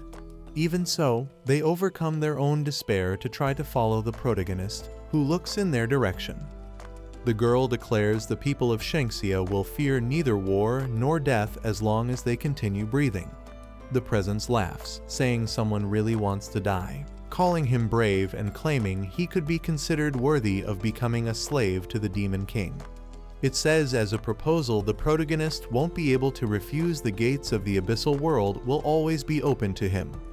Lin Moyu, with a smile, says he's about 50 meters away, and that's more than enough distance for his ability. Everyone is surprised he stopped and questions the reason for it. Lin Moyu raises his hand surrounded by blue flames, saying here is already enough for him.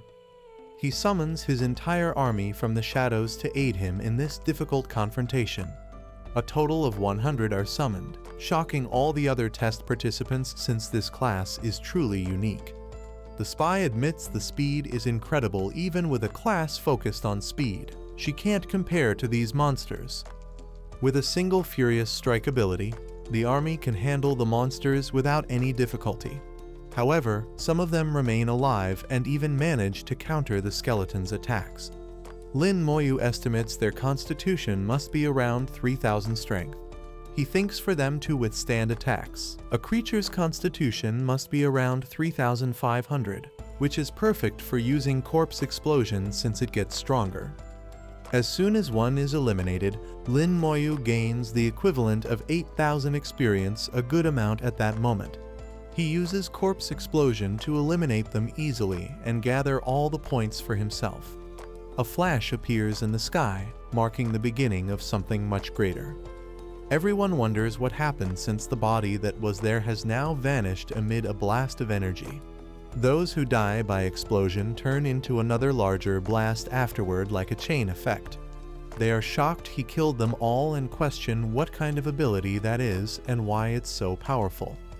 The berserker asks how Lin Moyu got so strong and says he should have awakened that class instead of his own. Everyone around agrees the young man is incredible. The presence says that's impossible, that kind of power shouldn't exist in the world. It declares the protagonist has angered him and he will drink and feast on his flesh to make up for it. Soon, the moon begins to emit dark energy, causing several monster hordes to appear around the area. The spirit questions what he'll do to deal with this since everyone there is going to die in this moment. However, Lin Moyu stares at the moon, stating the demonic presence must be in that place. His skeleton warriors withstand all kinds of attacks and eliminate the creatures coming to the area. Lin Moyu takes the opportunity to launch a corpse along with himself toward the enormous floating orb, which is the moon. The demon says he's a lunatic and questions what he's doing at that exact moment. Lin Moyu uses that corpse beside him as an extremely powerful attack. Once the barrier breaks, he uses Soul Flame to strike the monster in a single hit. Lin Moyu is surprised he didn't kill it immediately like he did before. However, the demon questions what kind of ability this is and why it can feel its soul burning, saying it's impossible for such a profession to exist in this world. Lin Moyu lands on the ground with extreme elegance and firmness. He declares that if one invades the battlefield, then they must pay the price of not being prepared for death. An old man can be seen surprised by sensing something unusual. The abyss's interference force is weakening at a terrifying speed, as if something truly happened. Furious, the elder god questions whether all the candidates inside the tower have died, and if so, he will eliminate whoever is responsible.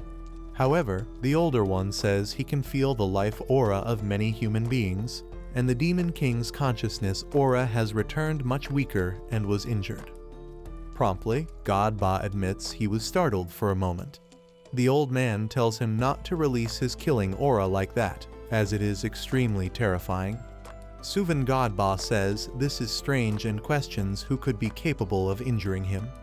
Since all the candidates are currently between level 15 and 16, the demon keeps screaming he will kill the protagonist, repeatedly summoning all his minions at that moment to eliminate him. Even the others who are being attacked change their focus to head toward Lin Moyu, who is frightened by the fact his corpse explosion has leveled up and wonders if it's because he used it repeatedly. To test it, he decides to watch the army coming toward him while declaring this is the right moment to shine. Lin Moyu managed to level up tremendously due to those corpse explosions. Everyone is shocked as he is using these strange creatures to rise in stage, stating they are saved thanks to him. Lin Moyu orders his army to throw the bodies toward the moon. Once done, he says the presence cannot escape. The Demon King promptly states he will remember him and that once he reaches the abyss, he will punish him. But he is soon interrupted by the protagonist's corpse explosion, which causes immense damage at that moment. The battlefield returns to normal, and everyone is surprised to realize they managed to win. Outside, the old man states the abyss's consciousness has been completely eradicated in this whole situation. Even the tower is managing to restore itself at this moment. Because of that, Old Bai asks how the children are doing. The answer there were no victims impresses him. After all, he didn't expect such a feat to happen and wonders what occurred inside. For safety, they will teleport the children back while reconstructing what happened within the battlefield. He asks if Lin Moyu is okay with an almost romantic tone. He responds that he is. Soon, God Ba appears as a hologram, saying they will be sent back to the testing site where the results of this important test will be announced. Kaku says she couldn't even damage those monsters and says it was incredibly lucky to have the protagonist by her side in that situation. Soon, everyone heads to the main combat exam where they are being evaluated and awaiting their scores. The old man says that's the least of it since academies have high standards, and these evaluations will have to be carefully analyzed. He wonders what exactly happened in there, but is more curious to see how far Lin Moyu managed to go during all this time. The examiners can be seen observing the scene of what occurred within the space. God Ba realizes Lin Moyu is someone extremely powerful while watching him on the big screen. His existence was only recently discovered, and he didn't expect his class to be so strong after all, stating he may have even awakened stronger talents. The others say this year's evaluation is a bit difficult, but with the exception of Lin Moyu, all others will need to be discussed gradually. Soon the big screen is shown where the protagonist ranked first with the maximum score and excellent level. Director Lu starts to get emotional and shouts the protagonist's name, while his friends say he will brag about this for over 20 years. Kaku congratulates him, saying the young man really managed to get the highest score in the province. Lin Moyu gives a small smile in gratitude. However, this reaction is unusual for Kaku, who watches him calmly. In a comedic tone, she says he looks really good being happy like that and asks why he doesn't do it more often. The old man is also impressed to see Kaku came in second place. Her companions congratulate and even envy her at that moment. The others had similar scores. However, Wang Zihao was the only one who did poorly on the test. The man questions why this is happening. Not even the top 20 academies will accept him if this is his result. He shouts he does not accept it and questions why his evaluations are so bad without any kind of evidence. The tower, realizing he violated the rules, immediately disqualifies him. Soon the officials state the student with the highest score this year was Lin Moyu. Gaoyang celebrates that his leader is truly incredible for achieving something of that level without any kind of injury. The officials ask everyone to be quiet because they still need to deliver one more title, coming directly from the Imperial Order to the protagonist. He has become the top national scorer of this year, surprising everyone present at that moment. Even Director Lu wonders if he heard it wrong, as this is something truly incredible. He starts ascending to the skies, questioning if it's really true. His companions tell him to be careful not to die in the process. The other students become extremely excited that the protagonist achieved something of such a high level and start shouting his name. Soon, the other candidates recognized as excellent approach to congratulate him on his result and thank him for the help he gave them. They both say they will meet again at Sujing Academy and will treat him to a good meal. Kaku says he's a guy who doesn't talk much, and even though they've been classmates for 3 years, they haven't exchanged more than 10 words in total. However, Lin Moyu seriously states he has used a total of 26 sentences with her so far. This leaves her embarrassed while the others chuckle slightly, realizing they actually have a great relationship. At the protagonist's house, he says he'll be going to the same academy as his sister and announces to his grandmother he got the best national score. Soon, there is a knock at the door calling for him. When he opens it, he realizes it's Director Lu and asks why he's there. Suddenly, he feels an overwhelming presence coming from behind the man, turning what seemed to be a simple visit into something much more intense. Lin Moyu states that with such a terrifying aura, he can't even breathe as easily as before. Soon, his skeleton comes out of the summoning to immediately protect him from this potential attack. However, Godba says he had a good reaction and then suppresses his own aura at that moment. The boy promptly shows respect by bowing and greeting the 2 men who were there. This important man came to talk about matters regarding Sujing Academy and notices the protagonist is calm, serene, and has excellent instinctive reactions.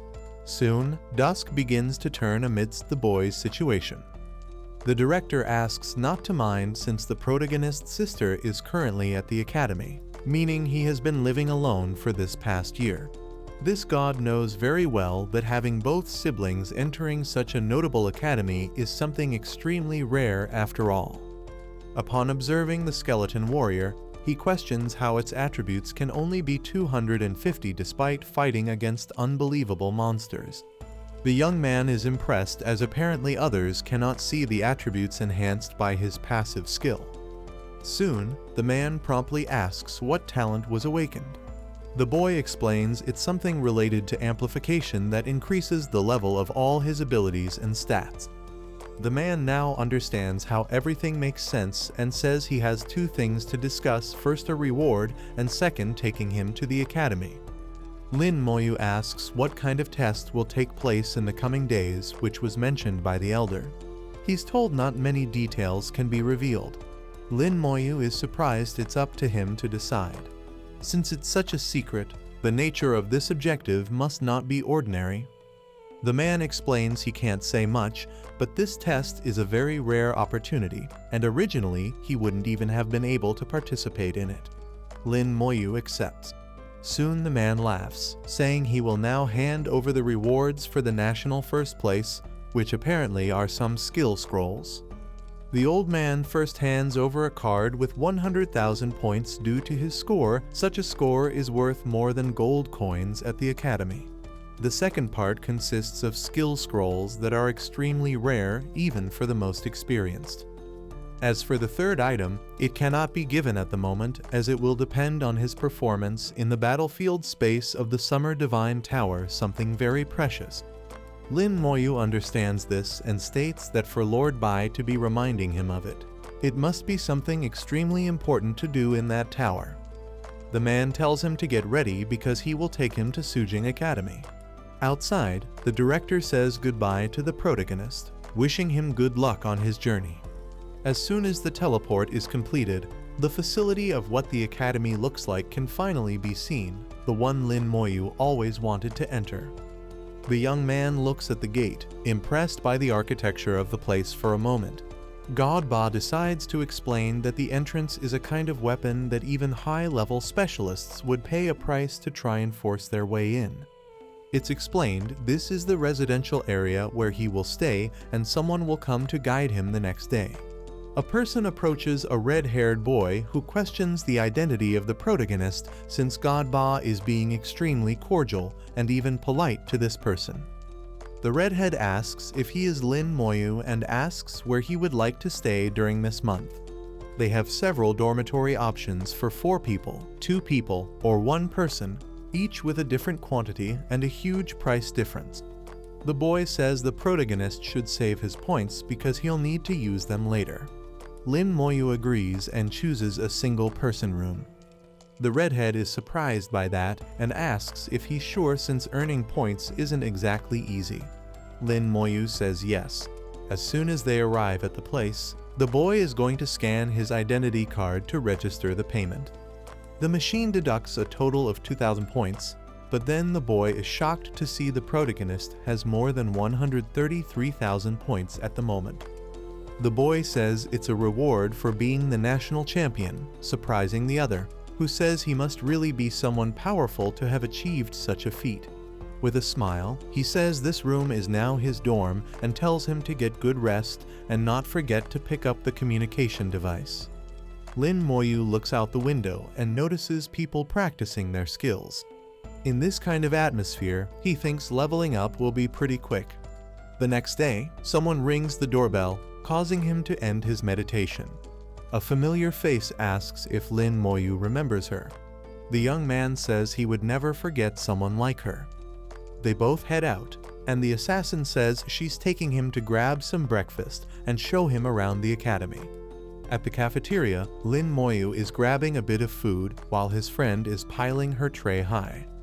The girl is surprised he's using points to pay and tells him not to because they accept coins at that location. Lin Moyu says he doesn't have money, which makes the girl say she'll lend him some whenever needed, but he shouldn't waste points since they're hard to earn. Luckily, only 5 points were spent, but then she notices something that catches her attention, the fact the protagonist has such a massive point total, which leaves her speechless for a moment. As they leave, the girl explains he should use coins instead of points in places where that's allowed. Even if he has a lot, it's good to save them for various situations. Lin Moyu has just handed over a gift, the core of the Goblin King, which is an extremely rare item. The girl says it's worth a huge amount of gold and he could sell it for over $1 million. She asks if he's really giving it to her just like that. Lin Moyu says yes because she's a good friend to him, which makes the girl completely blush. She says she won't refuse it no matter what. After some time, they end up exploring the whole place and the protagonist gets to know all the areas of the academy. The girl promptly explains the enrollment procedures are complete, but Lin Moyu asks why he can't see information about his sister. She says she might be on a confidential mission from the academy, and she may have entered a more specialized school, such as the Divine Creation faculty. The girl says he doesn't need to worry because nothing will happen, and Lin Moyu becomes more confident about heading to the main location. As they enter, the young woman calls for her sister Tatao, saying she brought the national champion there. The girl promptly introduces herself as an elven knight of level 23. Lin Moyu replies he is a necromancer of level 17. However, a mage nearby says he must be joking because he can't go around bringing people with no value into this place as if they were important. Everyone around tells him to watch his words because the protagonist got the highest score on the national exam. However, the boy says that compared to them, that means nothing. He's seen the previous scores and they were all just a bunch of trash. He approaches the protagonist, saying he may have been introduced by Mr. Bai, but he shouldn't think he can do whatever he wants just because he has strong connections. In his hidden dragon team, everything is about strength. If the other dares to come along in this trial, then he better keep his mouth shut and not make noise or get in their way. Lin Moyu thinks not even the young lady from the Xia family is as arrogant as this guy and asks if he's ever washed his mouth out with soap. Irritated, the boy promptly asks what he just said while preparing a fire attack at that moment. Suddenly, the elven knight steps in front and asks how he dares to attack, then orders him to stop because it's against the academy rules. The mage says he'll do so out of respect for Sister Tatao, but there won't be a second time. The girl explains they'll meet again at 9 o'clock and that the content of the trial can only be discussed the following day. Lin Moyu thanks her. His friend says they need to go buy some things and make a few preparations for this mission, which will be difficult. The girl says Ling Zhen should keep his complaints for after the trial. The mage replies he just wanted to see what kind of person replaced his brother's spot. The young woman says he's not ordinary and has a newly discovered class and achieved the highest score in exam history, which makes the mage go quiet. Lin Moyu's friend says not to argue because he's completely crazy and states they should buy some healing potions along with a communication device. The young man places the items on the table, asking for help with the purchase. The girl requests 10 red and blue potions along with a communication device. Lin Moyu is promptly identified while his companion says she'll be bothering him anytime from this day on. She tells them to exchange contacts and add each other as friends, which the young man does without difficulty. Arriving at his room, the girl says goodbye, saying she'll see him the next morning. The boy replies with a friendly tone that he will. Sitting on the bed, he realizes he still needs to prepare more for the trial and uses the primary skill scroll. The system informs him everything was successful, and he acquired the action curse of slowness, which reduces the speed of his enemies by 50% and lasts 10 minutes. He thinks his talent is truly capable of enhancing skill sets to an insane level, turning a simple ability into something completely incredible in his hands. Overall, he can be categorized as a summoner of attack and curses. Regardless of the type, all of them are important and very powerful. He hopes to learn more skills in the future to further expand his arsenal. The next day, the girl calls him, saying the sun is already shining and she's waiting downstairs so they can have breakfast together. After that, the team leader says once they are teleported, they shouldn't wander off. The mage tells the boy not to slow them down. The girl starts an argument, saying they'll be fine. The leader says they should sort this out after the trial, and for now, they will introduce their classes. Myo Yu introduces herself as an elder elf of level 20. Another is a priest named Duan Gao, also in the same level range. Ling Zhen with an arrogant attitude claims to be a sorcerer of level 21. Jing Tatao introduces herself as an elven knight of level 23, holding a rare class. Lin Moyu and his friend introduce themselves as a necromancer and shadow assassin of levels 17 and 19. It's stated in this trial they must work together, otherwise they will end up in a lot of trouble. Soon it is said the Hidden Dragon team is ready to begin the teleportation to the trial. Everyone is taken to a mysterious place where there is a dark tower full of chains.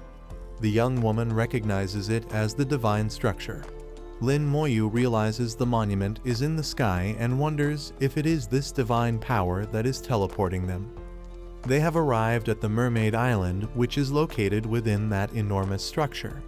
The leader explains it is a mission stone which they must touch to learn more about the trial. As soon as Lin Moyu does so, he realizes they must enter a dungeon with a team of 6 people and obtain a mermaid tear. It is said to be located in the center of the island, and he wonders if this item has some special priority to be dropped. Tatao says she didn't expect this trial to be here, which makes her companion question her experience and what she knows. She explains it is an extremely rare item that creates equipment. Besides the Divine Empire of Xia, other countries are also coming to this island this year. In total, they have 10 teams in the Hidden Dragon Academy, and they are Team 2, which means they will have to fight against teams from several other countries. The girl asks what they will do if they encounter such enemies. It is said they guard the dungeon entrance to prevent others from entering it. But they must not let their guard down as deaths have occurred before, and if a conflict arises, they must handle it appropriately so their lives are not in danger. Lin Moyu tells his friend not to worry after all, they won't face that kind of situation again. Once everyone is ready, the leader asks Duan Gao to apply the buffs which are quickly given to everyone there. Lin Moyu thinks his stats increase by 30% along with the power of this ability by 20%, lasting for 1 hour. The priest is truly a powerful class, but it doesn't compare to the effect of his own talent. He decides to test whether it works on his army as well as on himself. Everyone is startled to see an undead summoning. The assassin says it's quite cute and even protected her before. Lin Moyu asks to boost the status of his summon, which the man promptly understands. He states his abilities cannot be applied to the creature. Lin Moyu thinks his talent is interfering with the amount of damage that can be delivered. However, not knowing this, the sorcerer says the summon is as useless as its master since it can't even receive buffs. Lin Moyu, together with his warrior, observes him cautiously, as if they are ready to enter a decisive battle at that very second. The mage with his staff charged asks if the protagonist desires death. Quickly, the leader steps in front and asks if he's gone mad, saying they're in the middle of a trial and they can fight later. However, Ling ends up feeling a strange sense of death from the summon looking at him, and his body becomes cold and stiff like a board. The trial soon begins, and everyone must run immediately to the island. Their target is the mermaid dungeon, and for that, they'll need to move quickly and avoid fighting monsters if possible, which everyone understands. A creature can be seen in the distance, submerged in water, apparently cooling off. It dives deeper into the area to hide and soon leaps out, revealing itself as a level 19 merman soldier that attacks the team leader. However, the girl manages to counter using her daggers along with her shield, successfully handling the creature with no difficulty. Following this, the assassin jumps over the monster while a fireball flies in its direction. The soldier is quickly defeated and Captain Jing Tatao obtains a fish scale from the creature. After this single yet extremely troublesome enemy, another one approaches from behind. Now, monsters of level 21 are already appearing, and at this pace, they'll need 3 hours to reach the center of the island. They must lure and delay the monsters to advance. The mage says she's using wind binding and tells everyone to run as fast as possible because she has everything under control. After 20 minutes, they are close to the location, but they are still very far behind in this situation.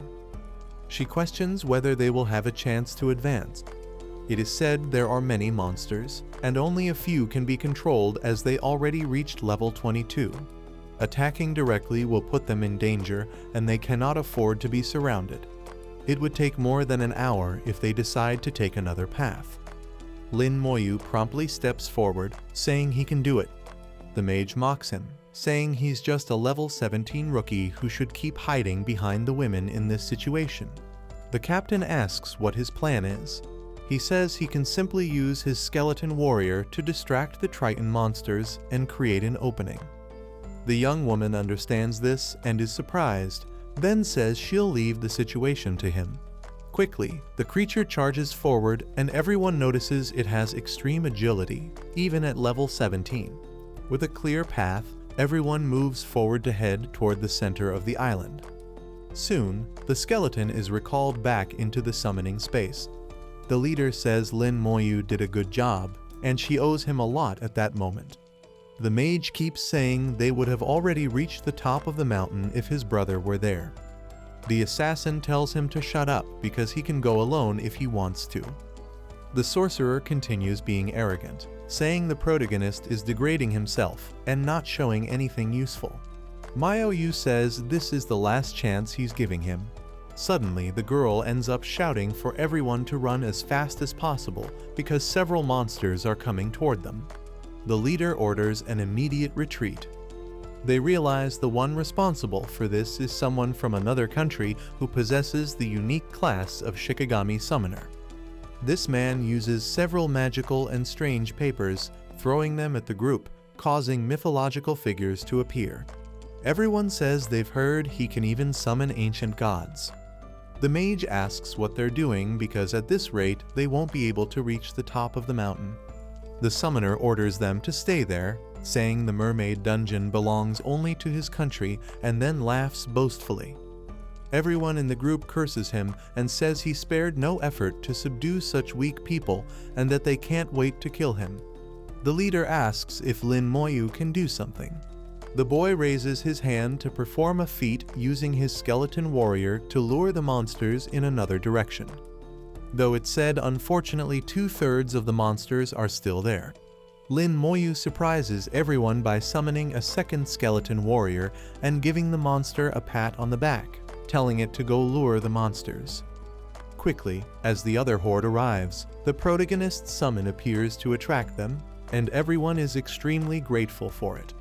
Everyone thanks the one who did such a thing, since now that everything is stable, they can go after that Shikigami summoner to move forward. The mage gets irritated seeing all of his companions thanking the protagonist and saying he's amazing for doing that for them. The other man questions what's going on because he doesn't understand how they got through all those creatures so suddenly. He orders the archers to get ready as he must find a way to deal with these invaders who handle the tritons. As soon as the arrows are fired, everyone screams they're from the archers of another country. The mages raise their protective shields, but even so, it's unpredictable and some arrows end up hitting unprotected members. However, Lin Moyu says the fight has begun and his friend feels safe because her skeleton warriors are protecting her. After the first round of clashes, the team split up and say they need a mage to regroup and suppress this team.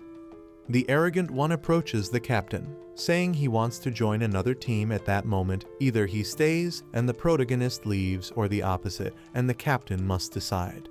All the members say he's going too far because they wouldn't have survived without Lin Moyu. The assassin says Ling Zhen is really shameless to get rid of the one giving them the best chance right now. However, this mage is confident his captain will try to keep him after all. He's the one dealing the most damage in the group and could get the protagonist expelled from the team.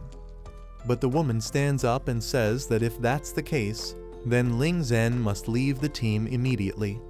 The mage is completely stunned upon hearing such words coming from someone considered his friend. He questions why she wants him to leave. After all, she's practically saying she no longer wants to enter the creation seminar. His companion says he forgot her profession. She's an elven knight who has her own beliefs and cannot comply with that man's demands. Annoyed, the arrogant one understands and walks away, hoping she won't regret what she has done. Lin Moyu promptly says they are going to enter the dungeon, making their leader confused by that statement. However, it is clearly seen that Ye tells them to go in, making the woman question what they will do inside. The priest and the mage observe the situation from afar, saying they will accompany them. But they state in the worst-case scenario they can retreat and it won't be that dangerous with a healer around. They wonder why the assassin trusts the protagonist so much. Sometime later, a portal can be seen submerged beneath a nearby waterfall. The men say to capture those intruders because they don't have permission to get close to the mermaid dungeon, which is now their property. However, the companions say the protagonist helped them with his summons, and they won't let him be intimidated by this stupid country. The mage is happy about this, saying in the end, they are truly longing for death. Regretfully, the strongest from another country sends a huge creature in the direction of the protagonist while his allies provide support. Suvan, the elven knight, steps forward with her shield to withstand the blows. But Lin Moyu raises his hand, asking for his army to rise at that moment. With a single strike from that summon, the creature is completely destroyed along with the appearance of the protagonist's army in that place. All the other group members wonder how the protagonist can summon so many. Those skeletons are blocking all of those massive attacks. The people from that country question what kind of profession this is and state these skeletons are incredibly strong and their attacks become ineffective against them. With the announcement they are entering the dungeon, all those men charged skeletons are very powerful. The young woman understands and says she'll do her best to protect them from attacks. Thus, the healer and the priest must take care of crowd control and boost their strength while advancing through that hell filled with monsters. However, something in the system informs they just killed a level 21 elite Triton, and they begin to question what happened and the reason for that amount of experience. Soon it is seen the protagonist's skeleton eliminates another monster without any difficulty in a single blow. Lin Moyu orders them to keep searching for the target. The leader realizes his skeletons are so powerful, they're stronger than a perfect team. The assassin quickly says they need to hurry so they don't fall behind the protagonist. The leader says they should move forward, but the priest at least wanted some time to process everything that's happening. The creatures barely stand a chance against Lin Moyu's army, which uses the rage attack to increase its damage and speed up the advance. Tatao realizes this is the first time she has felt so relaxed while clearing a dungeon. She doesn't even need to step in this time. The other two supports say they can't really do anything, and the healer says they'll just stay in the back and keep going with the tide.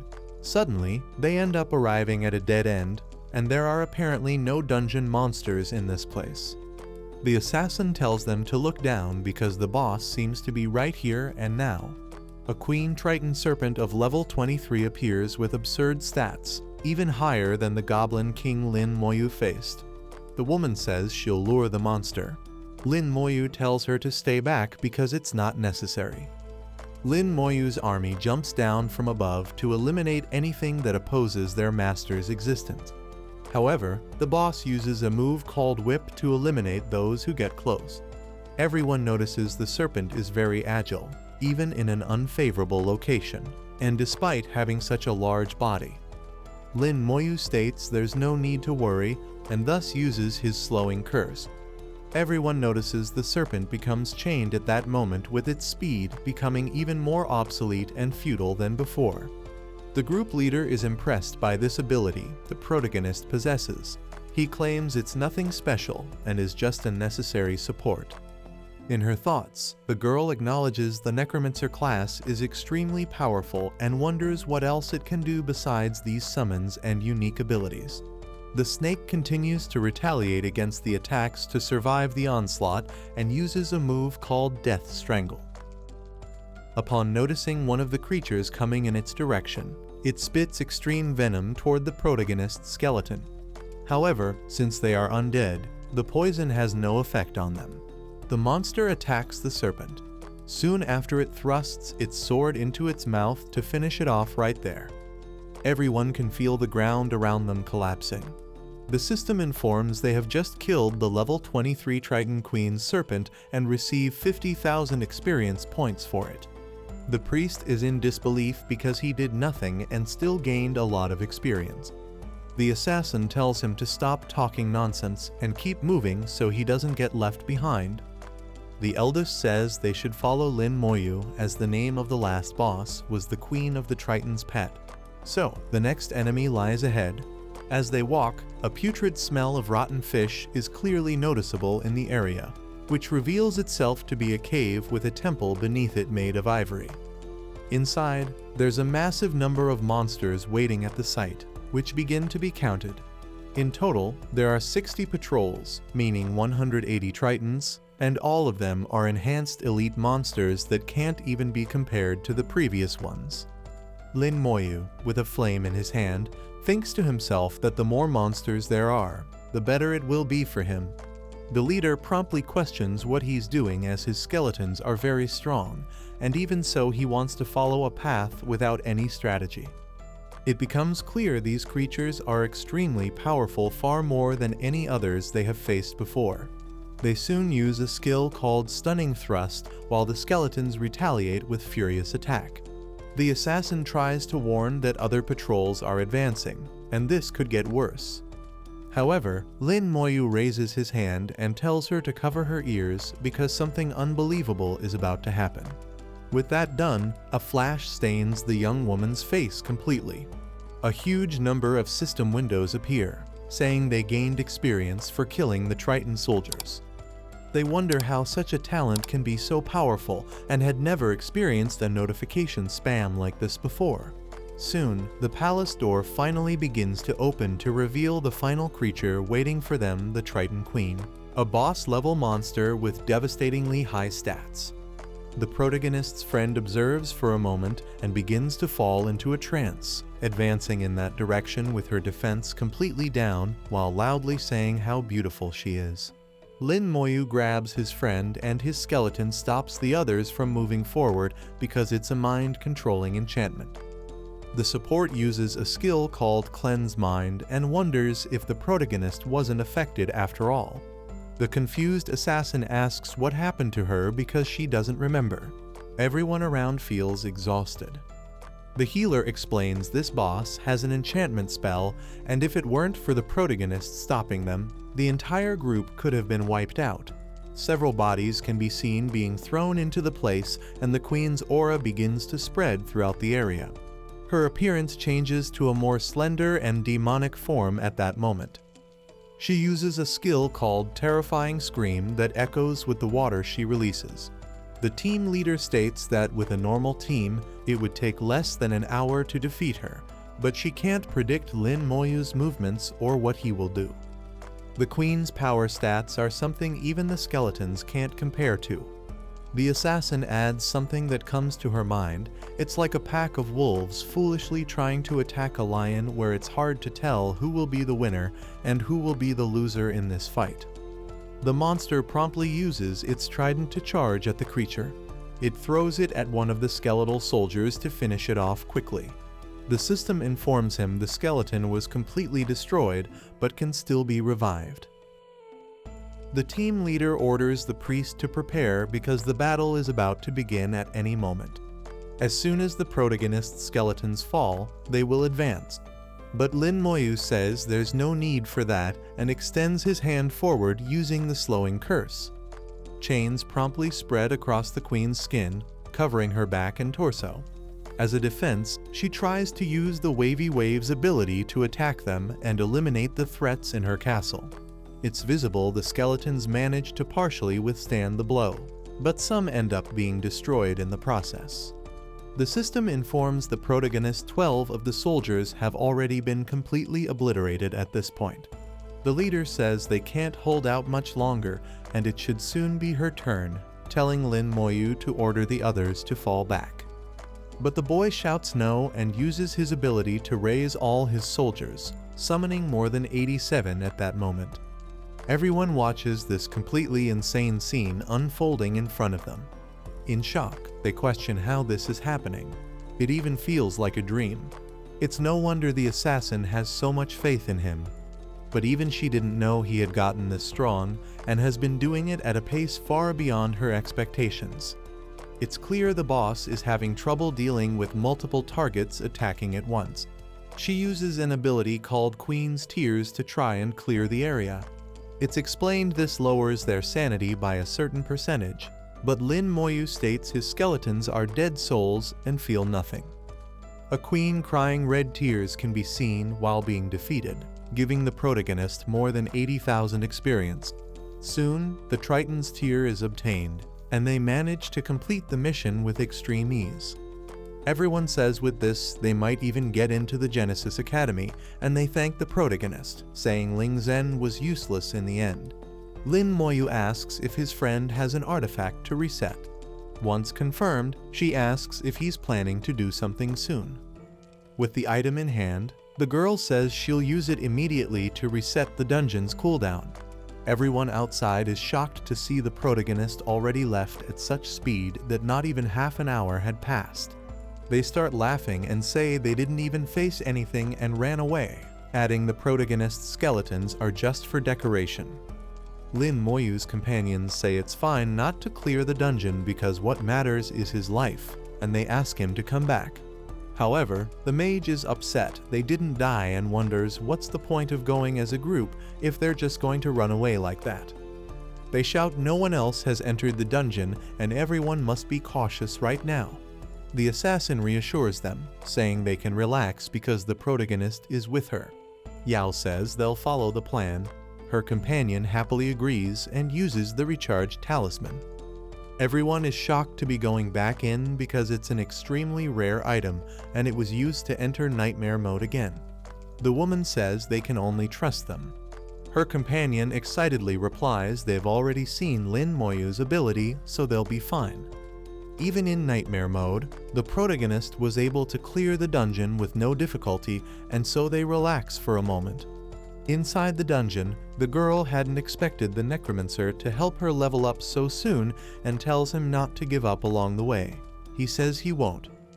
She says with the remaining charges of the recharged talisman, he'll still be able to clear the dungeon 2 more times. they'll take the opportunity to collect all the items. Lin Moyu says it won't be hard because with his army, he is the embodiment of speed itself. The girl has already gained a massive amount of experience just with the help of the protagonist. The Queen's Serpent ends up being attacked in the middle of all this with extreme agility without either of them needing to move. Everyone wonders why they left again, as this time it didn't even take 10 minutes. They ask how they could waste such a valuable item like that.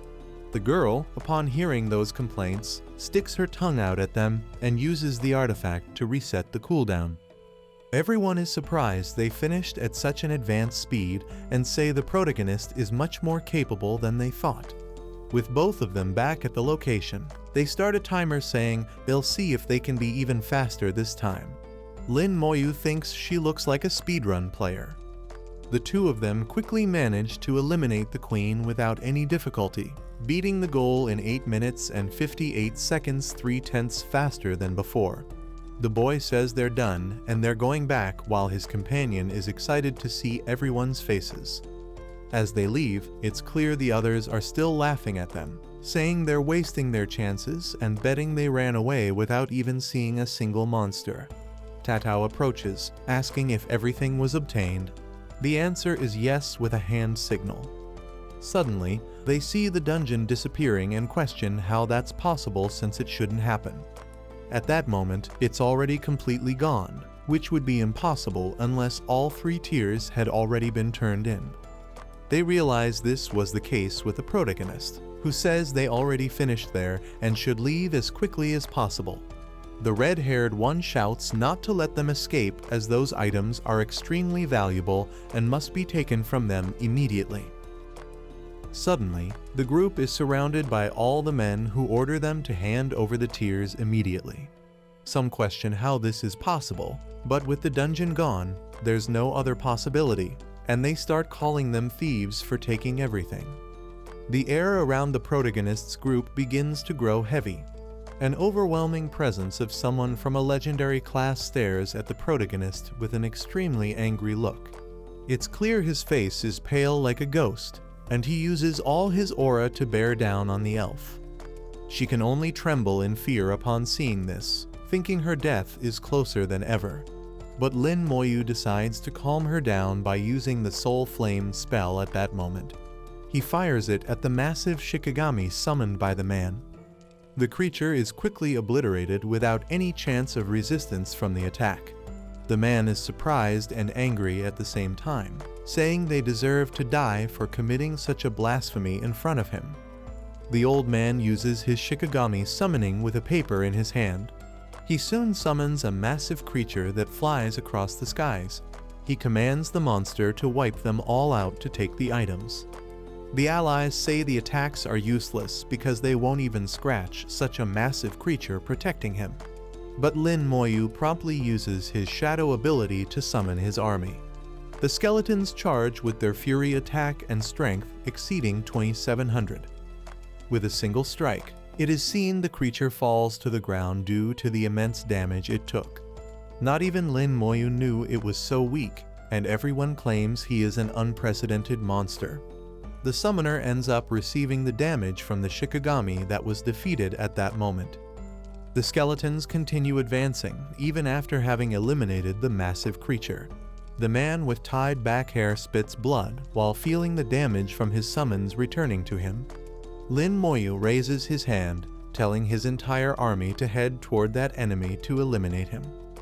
Feeling fear in his veins, this man can only scream in despair. He begs his summon to run as fast as possible in order to retreat and prevent further problems from occurring. Everyone is surprised by the fact these summons are extremely powerful and question the level and class of the protagonist. However, the one who summons Shikigami states a level 17 necromancer must have awakened a talent to become so powerful and says he must report this information. Lin Moyu is seen being protected by his army of undead with the look of maximum threat. The creatures begin to walk toward those who are allies of the Shikigami summoner. However, one of them realizes the danger and says he's out of this situation because he doesn't want to die or fight against these abominations of nature. Everyone follows that lead and runs as fast as possible, since even someone of legendary class ended up being useless in this moment. The members of the protagonist's group are surprised to see he managed to make everyone flee and say fighting him would be throwing their lives away. While observing him, they wonder where a legend like that came from, as he is completely ruthless and doesn't speak much, being a role model for everyone. The mage gets irritated, thinking that if he had stayed in the team, he would have completed the challenge alongside him. But his ego speaks louder, saying it's not his fault after all, he is much stronger than the protagonist, and he won't let things end this way. With that done, the team leader says the mission is finally complete, and now they can turn in the items to end this difficult journey. The tower watches them, saying everything was done masterfully. It will now initiate their teleportation. In the Hidden Dragon Guild Hall, the girl thanks the protagonist, saying she couldn't have completed this important challenge without him. Lin Moyu's friend says there's no need to be so formal. After all, the young man is a nice guy despite not talking much. The girl says the two of them must have a good relationship since the assassin never stops mentioning the boy's name. Suddenly, the protagonist's watch beeps with a message that has just arrived for him. Upon checking it, it's revealed to be from God Ba, who is calling him to the academic affairs section for a conversation. He says he watched the video of the challenge and states the boy did a great job. Lin Moyu replies he only did what was expected of him in the mission.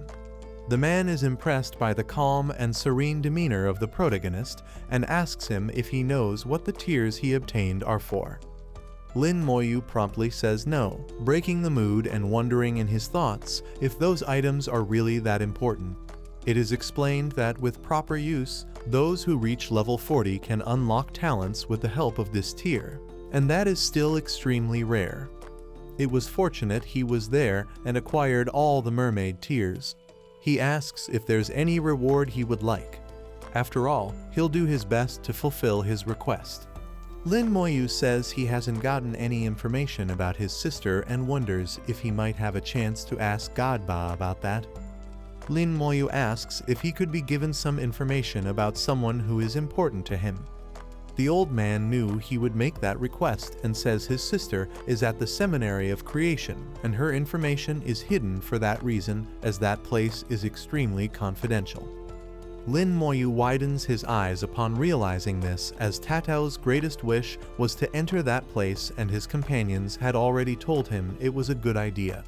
He had no idea his sister had already entered that place so easily.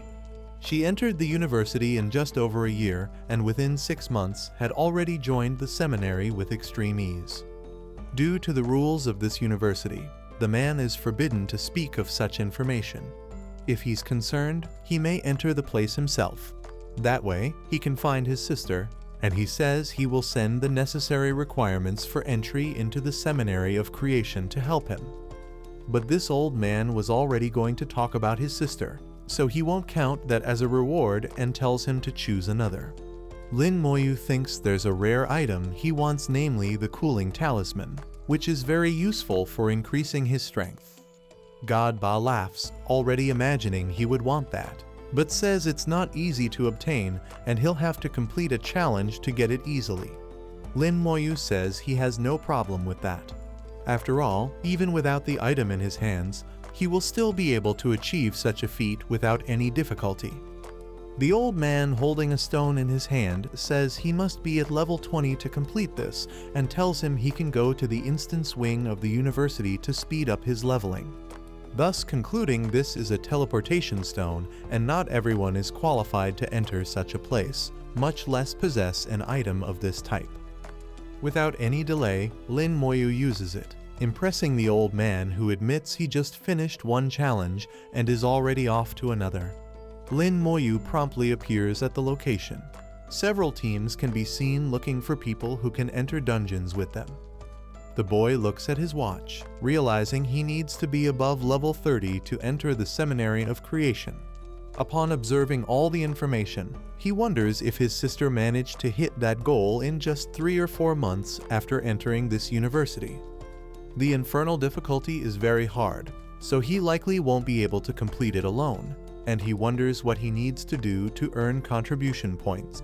Suddenly, someone approaches him from behind politely, asking for permission. There is an extremely attractive girl who asks if this is his first time in this place. Her name is Shu-han, and she can guide him through the local dungeons. Lin Moyu realizes she must be trying to earn some points. He promptly asks what the price would be for all of this. The girl becomes tense, saying it's just 100 points for the explanation. She quickly receives the transfer without any apparent difficulty, and so relieved she sighs and thanks the protagonist. It's explained that in this wing there are level 20, 30, and 40 difficulties. On the upper floors, it's even possible to find level 70 dungeons. There are also extended dungeons that require 40 people to complete, with the most difficult one requiring 100 participants, totaling 95 dungeons altogether. Each of them has a completion record, and by breaking those he will earn additional rewards. She then introduces the Recruitment and Challenge Center. This is where he can complete challenges to acquire points and recruit companions. With that done, the blonde asks if he has any questions. He replies he wants to know how to gain contribution. The young woman says it's possible to get them by completing challenges issued by the university on the mission panel. He needs a total of 1,000 points to enter the Seminary of Creation, and the highest reward offered is at least 10 points, with the vast majority being just 2 or 3. A bit tense, the young woman explains it's very difficult after all. Whenever a good challenge appears, someone quickly completes it, which is unfortunate. Suddenly, the protagonist's alarm goes off, and it said he just received 50 points. Duan Gao asks if he got them. Everyone is surprised by that and wonders if they heard it right, as it sounds like a joke since the protagonist doesn't seem to be someone of high level. Lin Moyu thanks her for the explanation. The companion says there's no problem at all. After all, she was paid for it, and asks if he's looking for a team. However, Lin Moyu doesn't even respond and reaches out his hand to the orb in front of him. He sees the record hasn't been broken for more than 3 years. This is a rare case where he has the chance to shine. He quickly selects the Nightmare difficulty in order to complete it without any difficulty. Everyone wonders why he's entering something so weak, since he's someone supposedly under level 20, and question if the information about his contribution points was fake. Inside the place, the protagonist already commands his skeletons to advance. People wonder what the result will be when he returns. His skeletons are able to handle the small creatures, so he can go straight to the boss to save time. Soon he arrives at a lake, saying he found his primary objective. A mutant turtle dragon appears with extremely high constitution, much larger than the Queen of Tritons, who is 5 levels above. The creature jumps out of the water, and the skeletons try to charge at it, but it defends itself. Their weapons are deflected due to the super defense this turtle has in its shell. Lin Moyu thinks the fury attack of his army isn't doing much damage, and because of that, he understands why no one has broken the record in these past 3 years. He uses his soul flame, saying he's in a hurry and will have to use his strongest ability to deal with this creature. The monster finally stops spinning after feeling the damage that causes its eyes to roll back. The skeletons promptly flip it over to stop it from continuing to spin. With a battle cry, all the undead charge forward again, using the Fury State to boost their damage. The final boss has been eliminated and gave the protagonist a massive amount of experience. Lin Moyu received a total of 35% of his experience bar, and completing it one more time should be enough to reach level 18. He wonders what the new reward will be. Outside, the bell can be heard ringing because someone has just set a new record. They wonder which team could have done it. They are shocked to see it was a solo completion by someone at level 17, not normal to finish it alone, being twice as fast as the previous record. Lin Moyu finally appears with a somewhat confident tone. He notes he earned a total of 5 contribution points from that single run, and thinks this is the best chance he has to farm contribution. Everyone around is surprised he's returning, and even higher level people wonder if they can follow him. As he approaches the orb, he sees it's a dungeon for levels 18 to 21, which will require him to complete the mutant forest once more. Everyone is shocked to see he returned and wonder if he is really still at stage 17 at this moment. 30 minutes later, spectators see he has come out again, now meeting the minimum requirements to move on to the next stage. Looking at the panel, they see the young man set another record in under 35 minutes. It's astonishing to see a legend emerging in that place, and they believe he will also be able to break the record for the spider nest. Lin Moyu stares at it and notices the time is very similar to the previous one, wondering if that team was really that weak. He apologizes for what he's about to do, but unfortunately, he needs contribution points and thus selects the nightmare difficulty.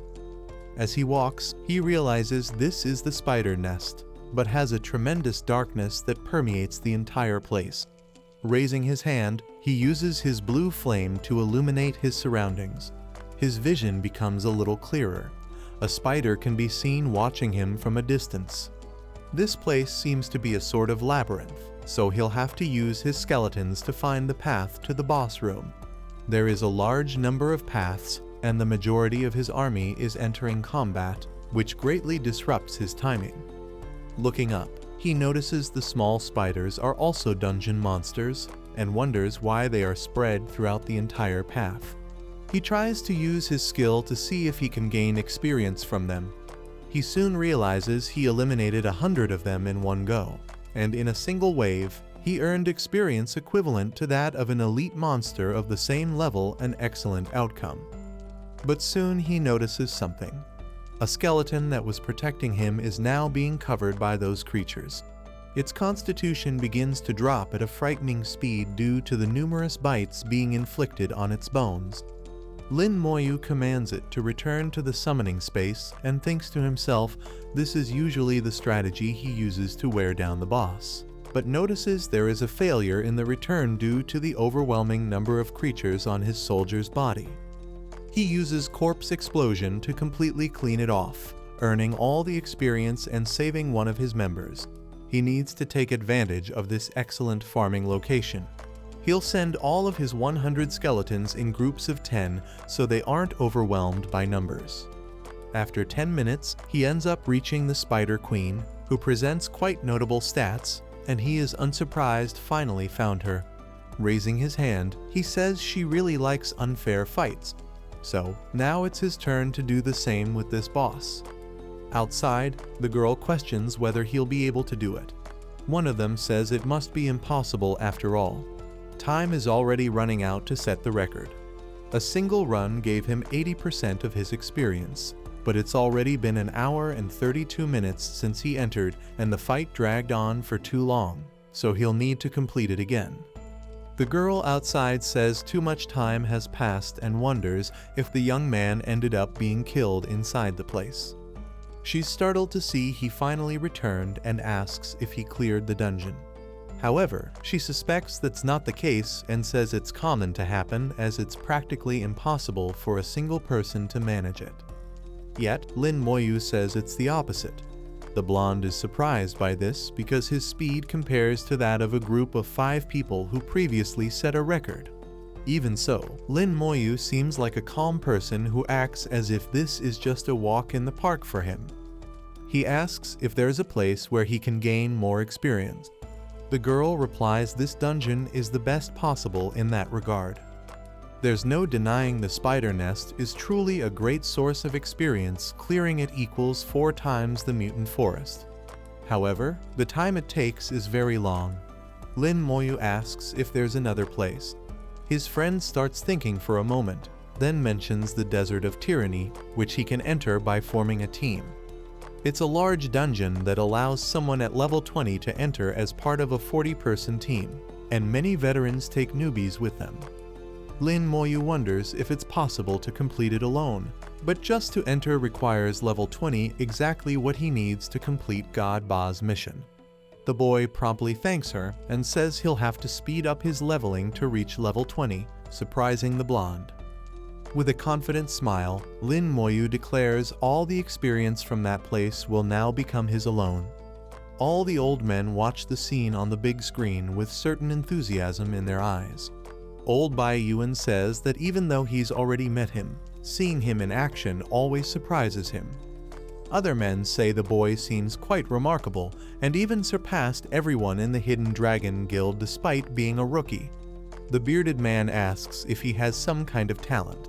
It's confirmed yes, but not many details were asked because that would be too personal and disrespectful. Judging by the challenge, this young man must be excellent. The man agrees, especially since his sister already managed to enter the Seminary of Creation. She's under the care of that old man who always spots talent, and most likely the protagonist will be another chosen one alongside the girl. In the future, humanity will gain 2 new stars. The black-haired man says this boy will become something incredible, a one-man army capable of fighting against hundreds of enemies at once and slaying dragons that soar the skies. This time, the young man didn't eliminate all the spiders, but still earned 70%, and the completion time was greatly optimized. He's about to set another record. The bell rings once again, and everyone realizes Lin Moyu has achieved something incredible again, calling him super talented. However, another boy says he's just lucky, making everyone question why he's saying that. The mage says the boy has connections with God Ba and must have been given some super powerful item, and without that, he wouldn't even come close to achieving this. Everyone gets annoyed and questions who he is to challenge the merits of the protagonist. One of them even says there's no proof of what was said. Soon, Lin Moyu comes out and everyone is impressed to see he set another record of 47 minutes, nearly an hour faster than the previous one. Lin Moyu promptly looks at the mage, who yells he's just a spoiled kid who got support from someone powerful and would be nothing without help. The protagonist with his heavy aura says he's put up with him for far too long and thinks to himself he can't do what he wants at the academy with this idiot in the way. However, the guy with his inflated ego says he's not afraid of him at all. But in his thoughts, he admits his legs are shaking because he can feel something terrifying. Lin Moyu turns, saying he's already wasted too much time because of this idiot and needs to reach level 20 today to accomplish his goals. After some time, the boy raises his hand, saying he'll level up as soon as he finishes this dungeon one last time.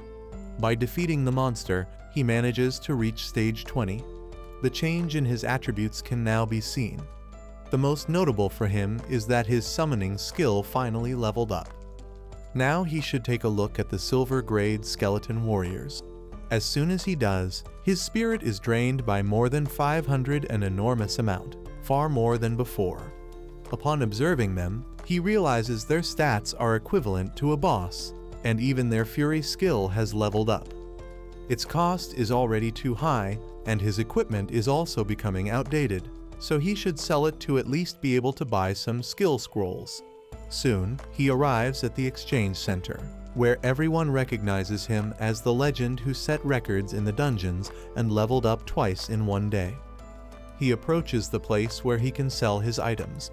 As soon as he places them on the table, he asks for them to be dismantled so he can buy beginner skill scrolls. The man understands and asks if he won't use any of them since at level 20, he might be able to use some silver grade equipment. However, the boy knows he needs something better because these common items won't be of much use. Even though his abilities are notable, they don't compare to his talent. So it's better to look for a practical way to make those items more valuable. The man asks if he doesn't like the equipment sold with gold and suggests he take a look at the point shop where there are fantastic items. Upon arriving there, the vendor explains he'll sell them, and the boy should feel free to browse. Lin Moyu quickly spots a spiritual long sword that significantly increases his spirit, which impresses him. All the equipment there is much better, and the sets give extra abilities, but they are apparently very expensive for a beginner. Even cloaks and rings hold great value at his current level, which could help increase his spirit amount. The set's effect is even interesting in his view. However, there's nothing beyond that. He quickly loses interest, but suddenly he hears some people discussing a weapon worth 50,000 points, saying it doesn't even have attributes and wondering where that garbage came from. However, as he approaches, Lin Moyu notices the price is extremely high and is sure few people in this university will be able to afford it. It's revealed to be an evolvable weapon usable from level 1 from the Death Spirit set capable of summoning a general hero. Lin Moyu becomes interested in it since even his skeleton warriors need a leader to support the troops, and it's part of a very intriguing set. He extends his hand and grabs the handle of that weapon. Even though it currently has no attributes and others think it's trash, he can see it's capable of evolving by absorbing the souls of abyssal demons. He decides with a smile he'll take the item with him right now. The man is impressed and asks if he knows the value of it. Lin Moyu says it's no problem and hands over his card. When it runs through the machine, the older man is stunned to see he has more than 130,000 points, something completely unbelievable. That scythe had been in the exchange center for a long time, but he never thought this would be the day it found a new owner. Lin Moyu says there are no abyssal demons available, so he'll just use the skill scrolls and wonders if he'll get anything good. He holds one and begins his tests. He obtains a defensive ability called Skeleton Armor, which is great for him since with his talent, the attributes increase unbelievably. He decides to summon it to test how it would work in this situation. As soon as he does, it becomes visible a spinal column that protects him from any imminent attack. Lin Moyu doesn't seem very impressed, but at the same time, he appears satisfied with his new ability. He uses the other scroll, which catches his attention and makes his eyes widen slightly. He raises his hand, summoning the new invocation. It is the iron-ranked skeleton mage, who has similar stats to him, but possesses a spirit strong enough to evolve with the master's power. Now, his skeletons can even attack from a distance. If they keep leveling up and training, his mages will become increasingly powerful.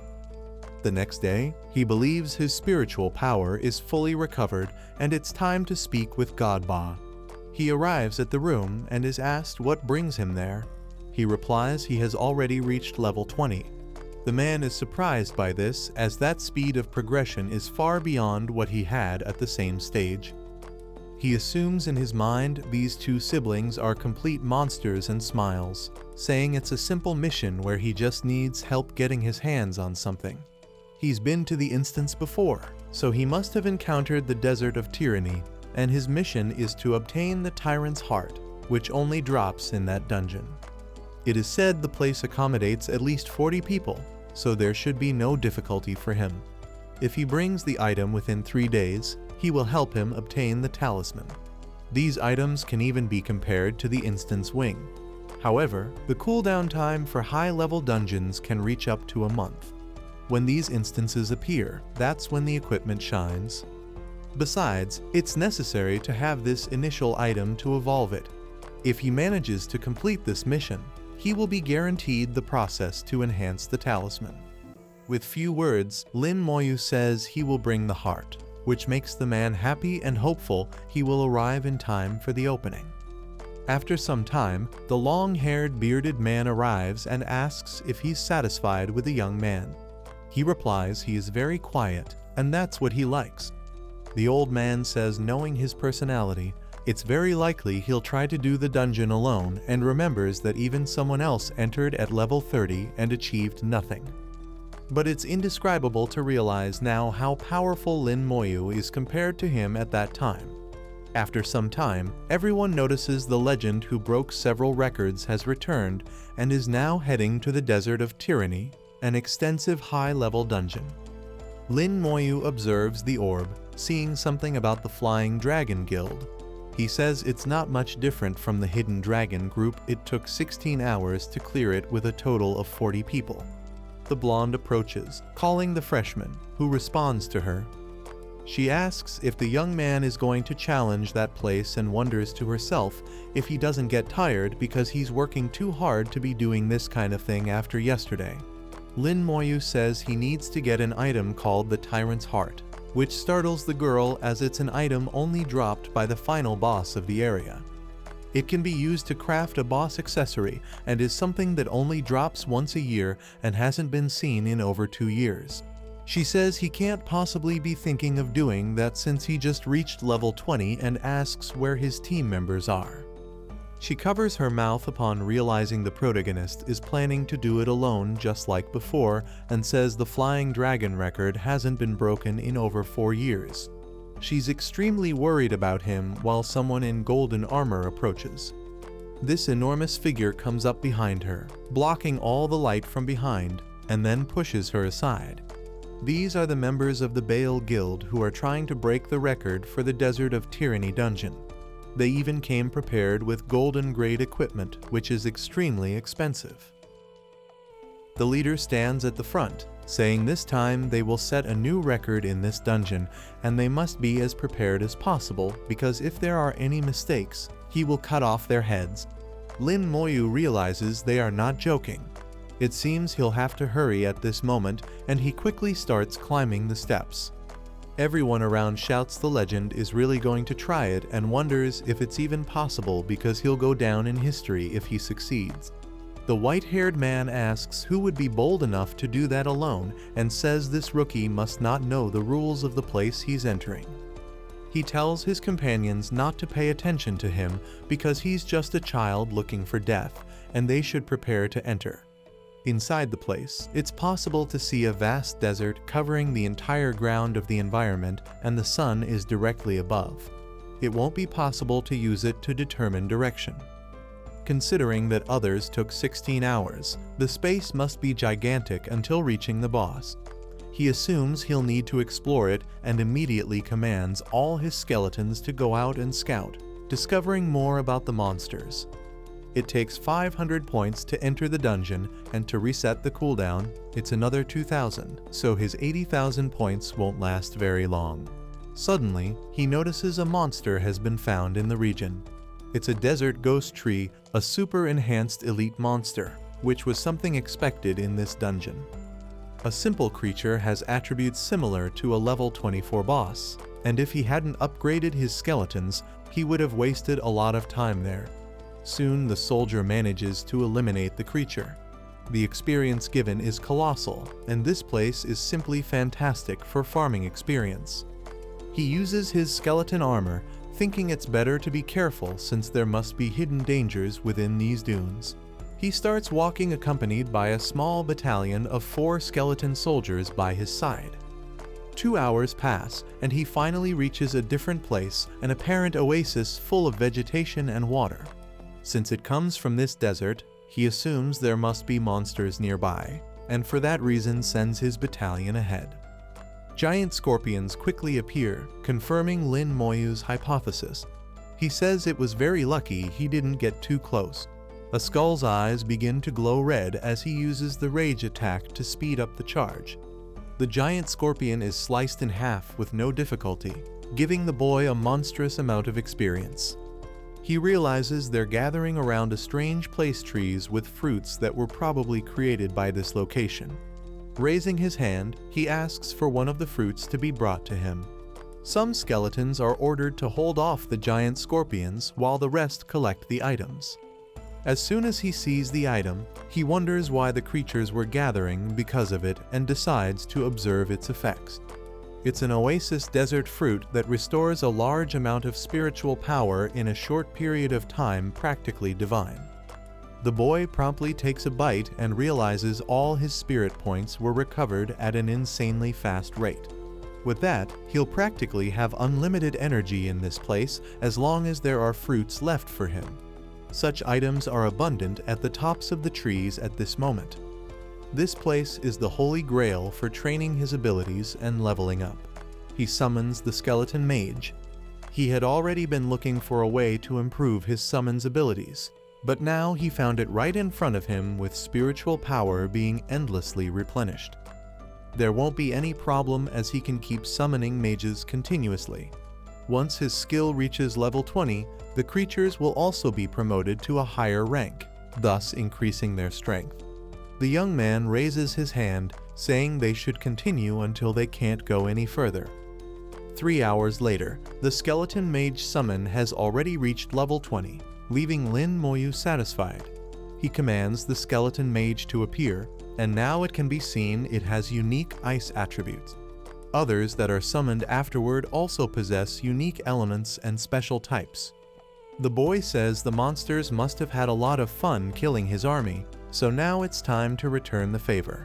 Soon, the 4 elemental summons prepare to eliminate any threat to their master. They unleash powerful elemental magic to eliminate the scorpions.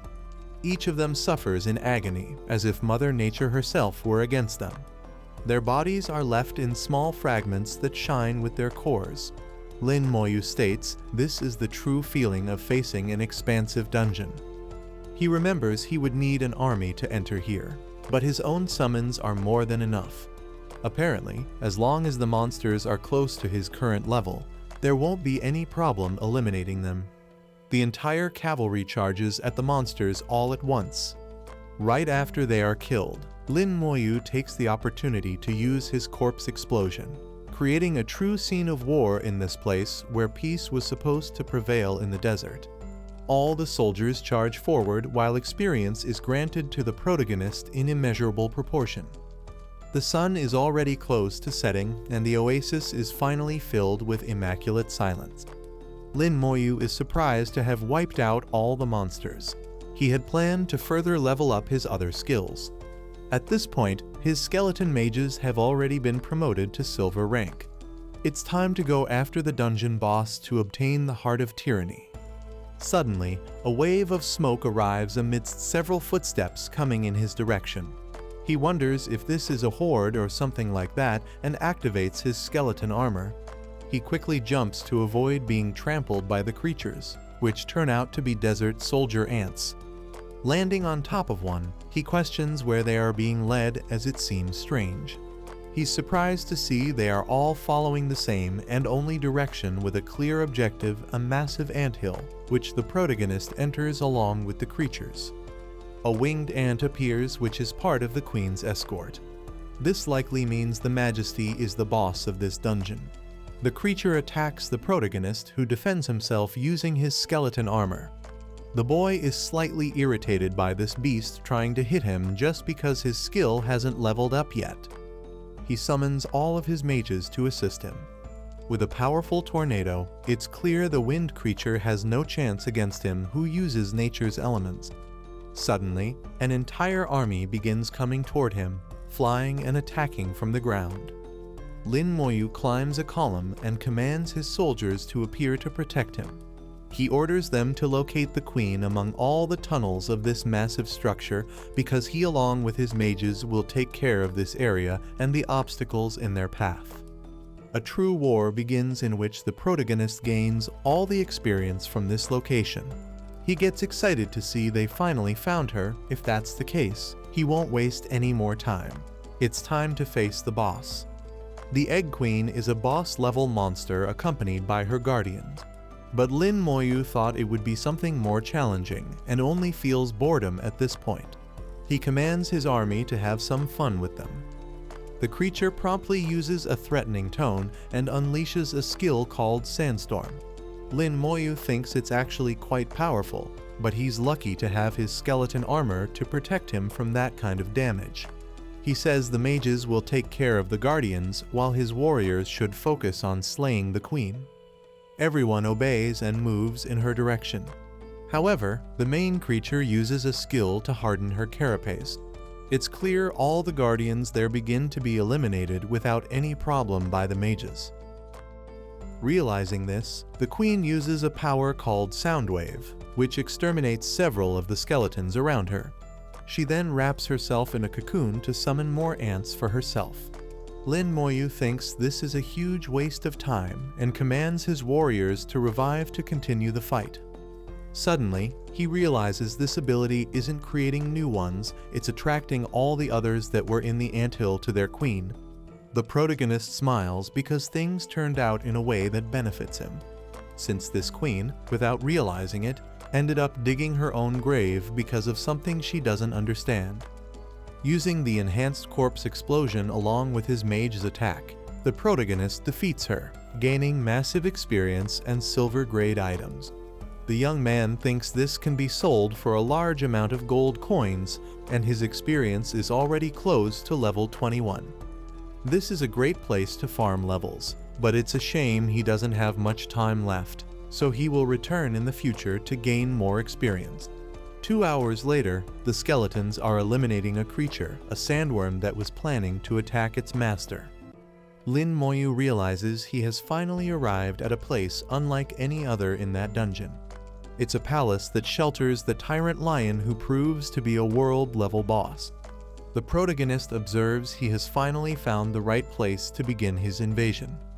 He sees desert lion archers with extremely high stats, much greater than those of the ants before. Even the warriors are extremely powerful and have a level higher than the protagonist. Their formation is clean and coordinated, and he won't be able to use the same strategy he used in the oasis and the anthill. Lin Moyu draws his scythe, thinking he can also play this kind of game with his own general. He uses his death speaker to summon the spirit of the hero that resides in his weapon. It's clear the massive creature appears, possessing the military strategy skill to assist in battle. The protagonist orders his soldiers to appear to assist him in this difficult confrontation. Soon, the massive creature uses its military strength, and Lin Moyu commands they follow its orders to guide the soldiers and take down the monsters. His army is bloodthirsty and ready to eliminate anyone in their path. The lion, sensing this monstrous aura, lets out a roar to alert the others. All the archers use their precise shot skills from long range. This results in thousands of arrows being launched toward the army. However, they are quickly neutralized by the mana of the protagonist's mages. It's evident this energy is powerful enough to make even those warriors retreat the moment they see it. It's a pity all the corpses fell inside the castle, so he won't be able to use his explosion. But he still has those on the front lines, and he plans to use them well. The giant uses his rage strike along with the skeletons to attack. Lin Moyu commands half of his mages to open the gate so he can find the boss, but then he notices it is extremely resilient and questions why that is. He quickly reasons that since this is an extensive dungeon, teamwork is needed to break this formation. He smiles, saying all the related problems are due to a lack of damage. He orders the corpses to be placed near the entrance. With everyone gathered there, it's visible that lightning begins to emerge from their bodies. As soon as the explosion is triggered, the gate structure cannot withstand it. The protagonist, followed by his general, charges forward with full confidence. Sitting on the throne ahead is the Lion of Tyranny, relaxing his post. It's clear his aura is heavy, and he is level 31, possessing the most overwhelming stats at the moment. Lin Moyu wonders what exactly a world level is because the difference is truly remarkable compared to any creature he has faced before. He apologizes to the giant as he is in a great hurry at the moment. The creature uses a furious leap advancing toward the silver rank skeleton warriors. Upon landing, it's clear 2 of them were destroyed by a single impact. The creature extends its hand, ready to use another ability. However, the protagonist orders them to stop him. The mages use their lightning storm to cause temporary paralysis to the boss. Numerous attacks are directed at the giant to eliminate him efficiently. Some parts of his armor were destroyed, and now the boss is wielding weapons in each hand. He uses an attack known as Spinning Storm to deal with the army. 24 in total have already been destroyed, and Lin Moyu realizes he is extremely powerful. No knight could withstand him. He extends his own hand to use the Curse of Slowness as support. The creature, realizing it is trapped, lets out an infernal scream, eliminating 14 more in the process. Lin Moyu realizes his skeleton armor lasted only 2 seconds against this powerful attack. The creature once again uses a furious leap, and the protagonist thinks he cannot give up and must be careful not to lose all his skeleton soldiers. He raises his hand using Soul Flame to inflict damage. The boss did not expect that attack and falls to the ground. Lin Moyu says everyone should attack him at that moment. It's visible all the mages along with the warriors charge toward the giant. Altogether, 4 more were destroyed with simple attacks. Yet, the army continues advancing with their fury strikes. He needs to keep attacking using Soul Flame and believes he can slay the beast with his silver rank promoted mages. A long 20 minutes have passed and everyone in the army is using powerful magic to exterminate the monster before them who is nearly falling. Amidst the smoke, a tyrant finally begins to be defeated, receiving recognition from Lin Moyu as he claims all the rewards for eliminating it. After this decisive battle, the system announces he has just leveled up to level 21. Lin Moyu was so focused on the fight, he even forgot he was still at stage 20. A great improvement in his stats and abilities can be seen. He realizes this is unusual and wonders if by fully enhancing himself, his skills will evolve alongside his level. In that case, he'll have to increase them quickly, and apparently he'll need to return to the desert to use those fruits and improve even further. Outside, it's seen the bell rang 6 times. It's been a long time since anyone heard that. That means a new record has been set in an extensive dungeon, and they wonder who it could be. A man from the Baal Guild says it might belong to their group since they worked hard for it. But they remember Lin Moyu was also attempting it. This man, who is the grandson of the guild leader, questions who it was, and who would dare try to compete for the record with their group. Someone approaches and shares some information about the protagonist. The man begins laughing upon learning. It was someone who went in alone, and he wonders if the protagonist thinks he's some kind of deity. However, others get annoyed because Lin Moyu previously set 2 records on his own, so there's no issue with him doing it again here. But this man says there's a huge difference between a low-level dungeon and an extensive one, and someone who was at most level 20 wouldn't have the skills to do it. Then, it's said the heart of the tyrant was also claimed, shocking everyone since defeating the boss in under an hour is a massive feat. The man from before laughs, believing his team managed to get the item anyway, and that now they'll have a new boss-level accessory.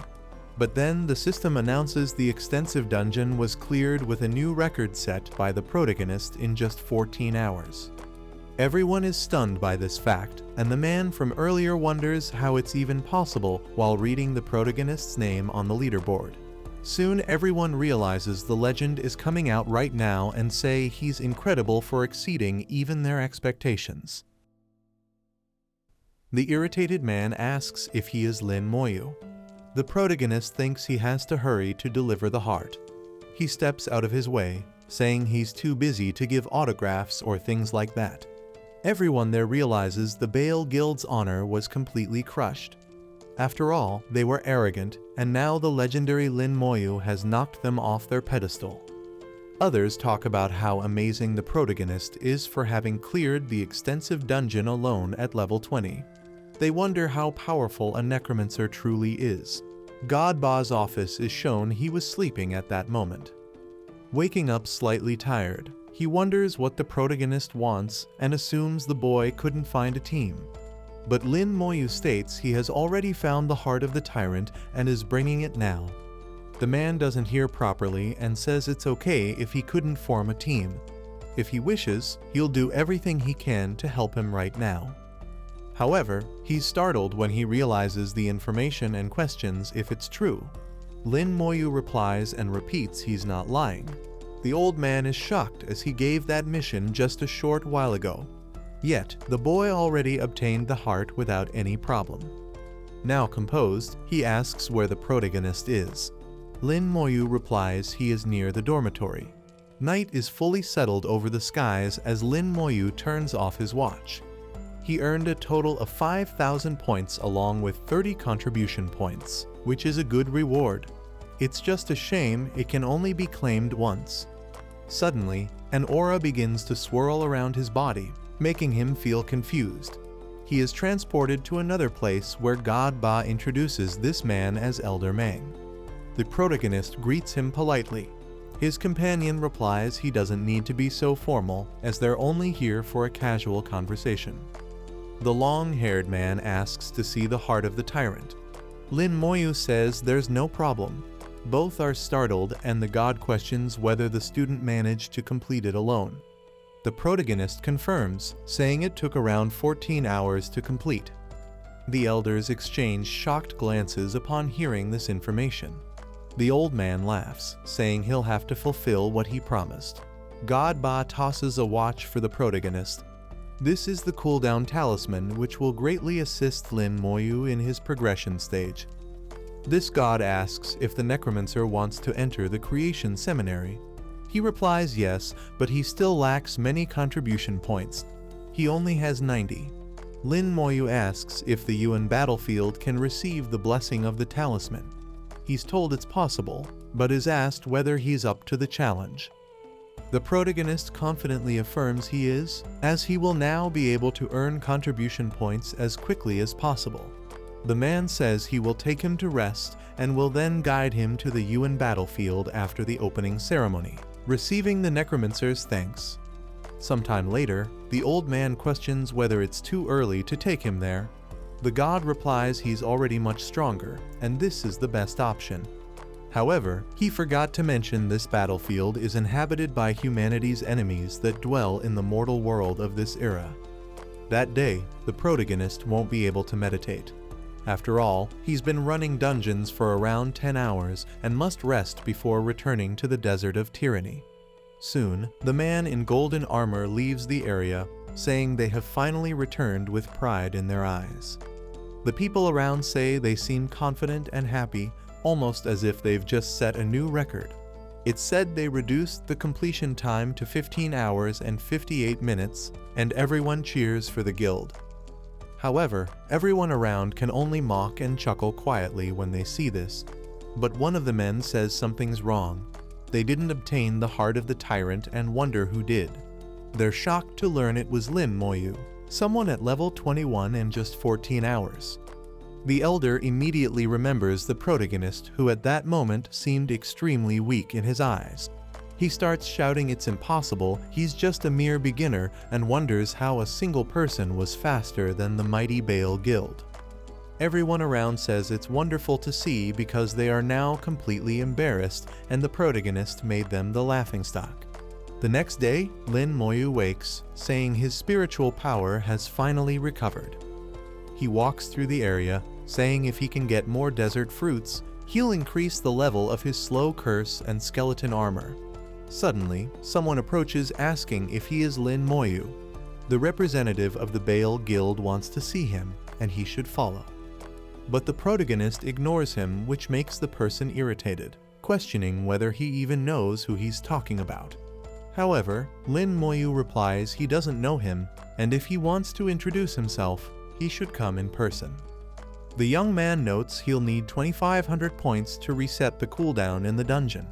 Everyone is shocked to see he's going to complete the Desert of Tyranny again, and since he didn't know the dungeon well last time, he'll likely break the new record. Others approach the blonde, saying they're stuck on their missions, and asking for her help to get support from Lin Moyu and offer him some points. They all beg because they don't want experience or equipment, just to complete their missions. Shu Han, understanding this, goes to ask the necromancer. The man from before approaches the grandson, saying he wants to see the supervisor personally, and he's described as arrogant and completely lacking in manners. With a smile, this man says the protagonist must think highly of himself for soloing a basic dungeon, and they won't stop him unless he gets in their way again. Sometime later, the blonde has already explained the entire situation. They're trying to pass the university mission and are offering 1,000 points to him. But the protagonist is confused and wide-eyed at that statement. The girl explains it's assigned by the university where they must complete it in order to join an independent academy, and that's why they need to finish it. Lin Moyu promptly apologizes, saying he didn't know that, and everyone is surprised he's just a freshman, saying it's no problem at all. They say they'll pay him a huge amount of points for his help, and the protagonist thinks if each person pays 1,000, he'll get 39,000. He says he'll accept taking them in with a payment per person, but there will be one condition they must follow. He says if they find any desert fruits, they must leave them for him. Everyone is shocked as it's an extremely rare item that can't be transported out, and they agree to leave all of them for him if they find any. Lin Moyu says there's no problem moving forward, and he will take 39 with him and asks who will be the first ones. Everyone starts crowding around, saying they want to go in the first group because they've been stuck on this mission for over a year. However, the blonde approaches irritated, saying they should form a line. After all, if they keep fighting, the protagonist might get annoyed and refuse to take them. Everyone quickly agrees, and the protagonist receives his payment, thanking his companion who says it's no problem at all. If she ever has a mission in the future, he won't mind helping her for free. The girl says the young man is extremely kind and won't refuse that offer. Upon entering the dungeon, the protagonist tells them to stay behind him and not wander off at all. Lin Moyu raises his hand, summoning his skeleton warriors and telling them to search for the oasis in the desert. They are startled by the protagonist's summons and realize this is the reason his class is a necromancer, which must be a legendary level class. Everyone accompanying him is shocked to see he managed to eliminate a desert tree with just one strike, something that would take minutes, even with a perfect team. Lin Moyu realizes the experience has been drastically reduced, but it won't matter much since he received a large payment and won't worry. Soon, everyone notices the protagonist is trying to attract the monsters, over 100 of them, and they wonder what he's going to do. The young man realizes the first time was pure luck, and there isn't even a single fruit in this oasis. Since he can't upgrade his abilities, he'll focus on eliminating the boss quickly and re-entering the dungeon afterward. Everyone wonders what's happening, and Lin Moyu uses corpse explosion. The guests are startled by the massive amount of experience being given. This is an insane speed for someone at his level. Lin Moyu states he has already cleared all the monsters in the area and asks them to wait until he returns after eliminating the ants in the anthill. These warriors are shocked as only 3 hours have passed since they entered, and they can't believe what they're witnessing before their own eyes. 20 minutes go by and one of the men says they could try facing the monsters since the protagonist made it seem very simple. Maybe it's not that hard. The others get excited, thinking this could be a chance to test their strength, and it would be shameful if they couldn't even do that much. 2 minutes later, the man apologizes because he accidentally attracted two at once, and now they'll begin a fight where the healers should already prepare their healing. These giant scorpions shouldn't be a big deal. They order everyone not to panic right now. The huge creature charges at the warrior, who uses a shield to block. However, he's quickly thrown backward, saying he needs immediate healing. As soon as he is healed, he asks where the damage is. His mage companion tells him to focus on the battle, or he'll end up getting killed.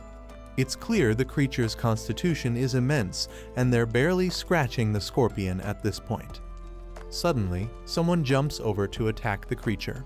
He quickly says to leave it to them, while the others should retreat immediately. After 5 minutes, everyone manages to defeat one of the creatures, saying it was very tough and the protagonist is amazing for facing these monsters alone. The necromancer hears this and says these people are really troublesome for not being able to stay still. One of the men says they need to get up because there's another one they're facing right now. Everyone is scared because they have no more energy and will end up dying for not listening to the young man. The enormous creature charges at the group to finish them off without any difficulty. But suddenly, one of the skeletons appears using its signature fury attack. It slices the creature in half without any apparent effort. Everyone is shocked to see this, truly realizing how powerful the protagonist's summons are. Some of them even cry as Lin Moyu was truly generous for leaving one of his soldiers to protect them. Someone wonders why he didn't kill any monsters. But suddenly their experience points keep rising and efficiency completely beyond anything they can currently comprehend. The protagonist must have reached the queen of the anthill, who is extremely powerful, and everyone says not to underestimate the damage the young man will deal. Soon the boy surrounds the creature with corpses and uses his explosion. The notification reaches them as it was done at an insanely fast pace. After some time, Lin Moyu approaches, telling them to head straight to the tyrant's fortress because he needs to end this run quickly and go back to collect his fruits. Everyone is shocked by the massive number of monsters, more than 100 waiting, and they can't even imagine how the protagonist is doing this. The boy gathers the corpses in front of the gate again to use his explosion. His powers are such that it completely destroys the barrier with no difficulty. His companions are startled to see this, as they didn't know it was possible to bypass dungeon mechanics if your damage is high enough. Even at a great distance from the dungeon boss, they continue trembling in fear and dread of his abilities, not knowing how long the fight will last. Lin Moyu faces the giant, saying they meet again, but apologizes because he's in a big hurry once more. Everyone is surprised because it feels like the protagonist handles everything with ease and makes it look so easy that they even feel like they could help. However, upon realizing his companion is encouraging him, he says it was just a joke. The protagonist manages to defeat the level 31 tyrant. In tears, they cry because they finally completed their mission after so long. Lin Moyu uses return and his companions thank him, saying he's truly incredible for helping them finish their mission. The young man thanks his companion for the help. In the distance, someone says the kid finally came out. This boy asks him to go and enter the dungeon. Lin Moyu notices there are many more people than before. They ended up rushing over after learning there was a freshman willing to help them complete it solo. Lin Moyu says everyone must strictly follow the rules, and they all agree, saying they won't make any mistakes. Already inside the desert, the boy hopes he can find the fruit this time. Upon reaching the oasis, he's happy because he'll finally be able to improve his skills and get to a sufficient level before the adventure ceremony. Everyone is surprised to be gaining experience without doing anything, and say 1,000 points was a bargain for this. They didn't even know these strategies would work and don't need to move at all to keep leveling up. But then they realize it's almost over because in just 7 hours, they've already reached the final boss. Everyone thanks the protagonist, saying they finally completed their mission. A spy thinks it's completely unbelievable and must report it to his boss. At the Bale Guild office, the sun is about to set and a man approaches, sharing all the information he gathered about the protagonist. This guy starts to rationalize his army clearly has high stats. But if there are no corpses and he's interrupted, he becomes completely useless. All professions have a weakness, and that seems to be his, which is why he asks to call a certain someone because there's a favor to request. The boy dared to take the boss's heart from them, so he's going to make sure he pays the price for having challenged them. A recognizable figure approaches this man. At Sujin University, a mixed dormitory belonging to someone already familiar can be observed. It's Kaku who is looking out the window. Her father had told her to spend her points wisely, and she feels jealous of the protagonist who has over 30,000. She guesses that amount must be extremely useful. She smiled, saying she heard from Director Liu that Lin Moyu arrived at the university 2 days ago and keeps wondering what he's been doing all this time. With his skills, he must be doing very well. His strength is so great. He has probably become unbelievably powerful.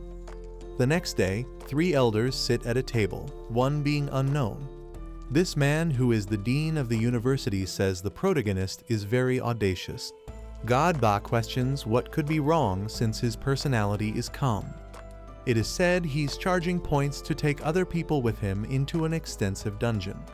The younger one says there's no problem since this has always happened. However, this old man worries because there are 39 people, including those who haven't completed it for years. The man appears extremely pleased, wondering how he got such an idea, as he definitely cannot let this pass lightly. Yet, the elder states the university's missions have a purpose being used to select outstanding talents and thus cannot be filtered. God Ba understands, but they can't do anything about it since the protagonist hasn't broken any rules since he started doing this. These missions have already left him very dissatisfied, as many talented people who weren't sociable ended up being lost. The protagonist is doing something positive. Even the bearded man believes this, as he thinks it's already time to change the rules of the university. However, the elder stands up angrily, but the man asks him not to get worked up. If he does anything against Lin Moyu, they'll ruin the entire dungeon scheme. This elder's temperament remains unchanged. It's easy to move mountains, but a person's nature is impossible to control. Soon, the Tyranny Desert is shown, where the protagonist's oasis is located. His skeleton armor has already leveled up, and with his talent, it now has 21,000 defense points, thus being able to withstand the Tyrant Lion's attack. His curse is at the same stage with a greatly improved effect, but his corpse explosion requires a condition that cannot be met. There's 1 hour left until the opening ceremony, where Kaku didn't expect to find a roommate in her room. She doesn't have many points left, so she'll cover meals from now on anyway. The girl recognizes someone Fang Shu, who's attracting attention from several girls towards him.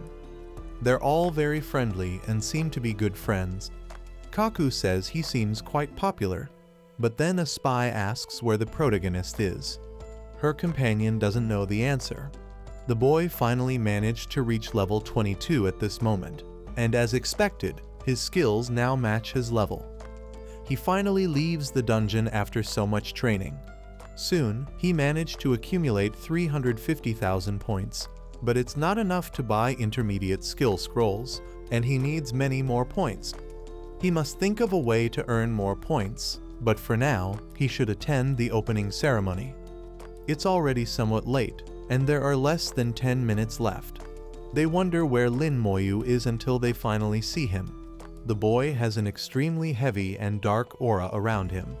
Everyone is startled because he's grown stronger, and this combat aura indicates he just exited a dungeon. This is the country's #1, and he seems a bit different from before, even making people feel fear upon seeing him. But the girl approaches him, calling him a fool, saying they're there, causing Lin Moyu to give a somewhat lively smile. If they hadn't come, it would mean they hadn't been accepted.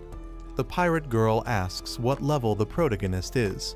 She is surprised to see he's already reached level 22, as only a few days have passed, but the boy could have reached 24 if he didn't have to carry others. The other heard that instances at the university can cancel dungeon cooldowns with points, and unlike him, they don't have it so easy. But the protagonist claims earning points isn't a big problem for him after all. Soon the bell rings and someone says they are being welcomed at Sujing University. Now everyone has an identity as first years there. Students are divided into 3 categories: common, scholar, and superior, each with their own benefits, so they must strive to improve them. There is a traditional event where a duel is held between freshmen and seniors. They can propose a challenge using their points. Anyone can refuse, but if they win, the points offered by the students will be theirs, and the freshmen are exempt from payment if they lose. Everyone realizes this is a great opportunity to earn points and must demonstrate their talents to the seniors and professors. The elders watch from above, and it is said they are the best from their respective provinces and are probably quite arrogant. Godba asks if anyone is going to challenge Lin Moyu. It is said there is no fool who would do that. They will have the chance to earn points without losing anything, and with that, their skill levels may even increase, but they don't compare to those of a senior. Everyone is confident and wanting to know more details about what might happen. It is explained the competition will be held in a professional arena where the levels will be equalized and abilities above level 20 cannot be used. Suddenly, an archer approaches, calling the other out for a duel. The man promptly accepts, and the others recognize him as the #1 from his province. Suddenly, someone shouts at the protagonist, challenging him to a duel. It is the mage who says that even if he is the #1 in the country, he must be afraid to face him. But the protagonist appears irritated, saying it's a shame they are at the university because otherwise he would kill him. He's asked how many points are being offered. It said 5,000, which is very little. The man with bangs questions how that could be little and asks how many would be necessary for him to accept. It's replied at least 100,000, so it can be something fair. Everyone around is shocked by his extremely extravagant proposal. The mage, smiling, says this must be a joke after all. He could even buy a person like Lin Moyu with that amount. The boy with a serious tone states they are betting based on how many points each of them has at the moment, and if he loses, the points will go to his opponent. He asks if Senior Ling accepts this challenge. Kaku observes this and notices he said more than a single sentence, which suggests he has some kind of personal grudge. The mage grits his teeth, questioning why he is so confident and his honor would be stained if he didn't accept. He says he will duel for he still has an ace up his sleeve to defeat the protagonist. Godba says he's an idiot for thinking that way. After all this time since the freshman cleared the dungeon, he must have around 300,000 points. The arena is shown where both are already facing each other with equalized levels. Everyone remembers the protagonist who carried people in the Tyranny Desert, which means he's just a freshman, making everything even more incredible. The mage laughs, saying being the number one in the country means nothing in his presence. Lin Moyu says his opponent's level is completely inferior to his own. Annoyed, the man with bangs says he has had top rankings since he was a child and is a genius on a completely different level from this commoner standing before him. However, Lin Moyu repeats the same statement as before to irritate him even more. Ling Zhen states his profession is powerful and bets the protagonist only had pure luck because on the battlefield, instinct is what matters. But the boy continues saying his level is inferior, using it as a simple provocation. Suddenly, the mage crosses a line, saying Lin Moyu's family couldn't even give him any kind of education.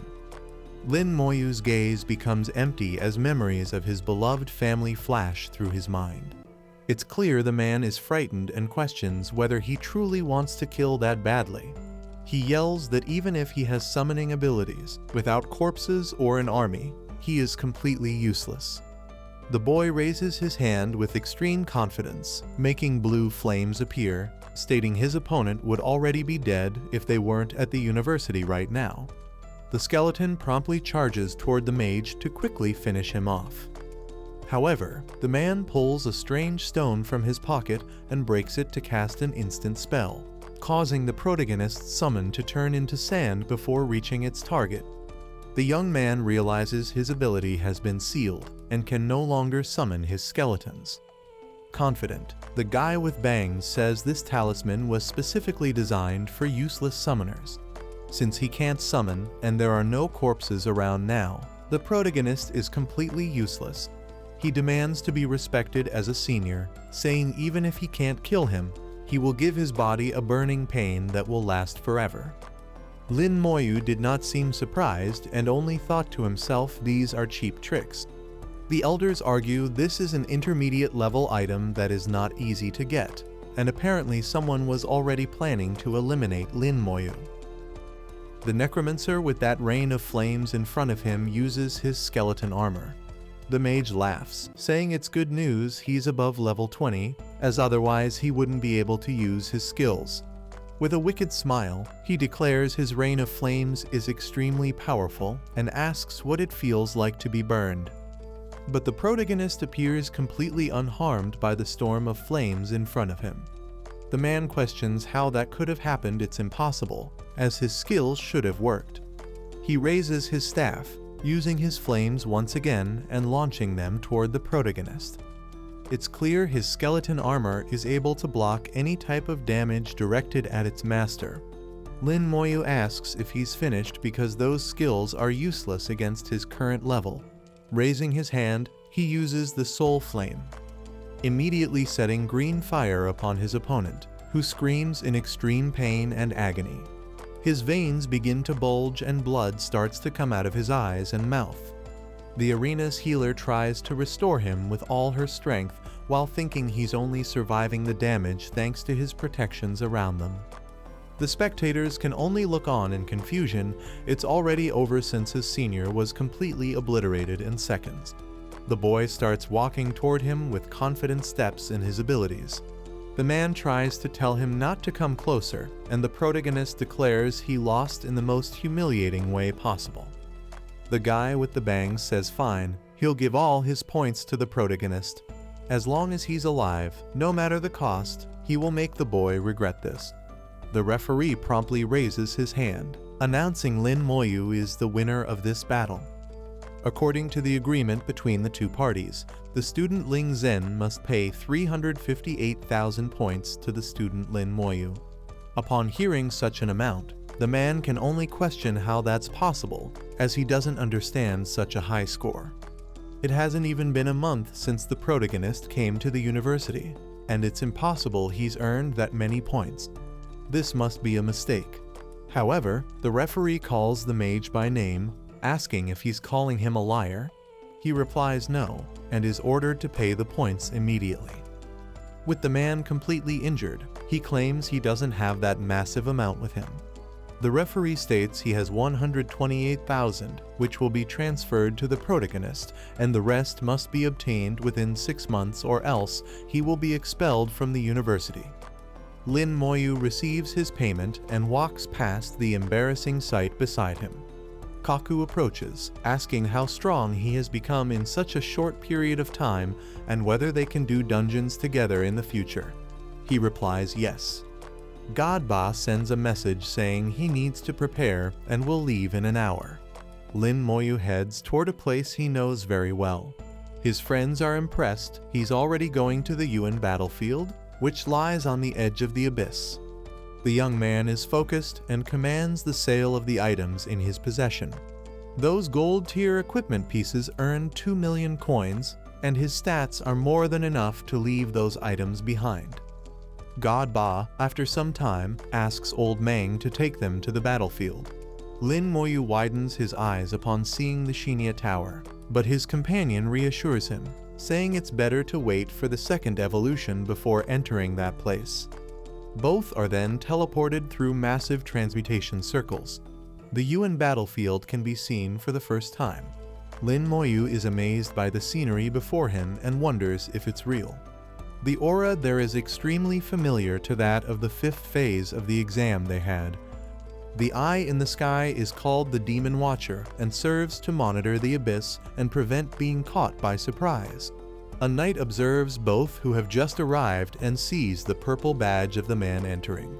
Everyone bows in respect to the general in front of them. Lin Moyu mistakes this for the influence of the White God, but is told this is due only to the insignia he bears. They arrive at the Sergeant Acquisition Office. With a serious tone, the long-haired man orders a sergeant insignia be given to the boy beside him. The man at the reception, completely grumpy, asks who the hell is trying to waste his time. But then he notices the insignia on the shoulder of this huge man who even looks like a lion and immediately bows, calling him general and obeying his order. The man says they are in a hurry, and the younger one understands and proceeds with the requirement right away.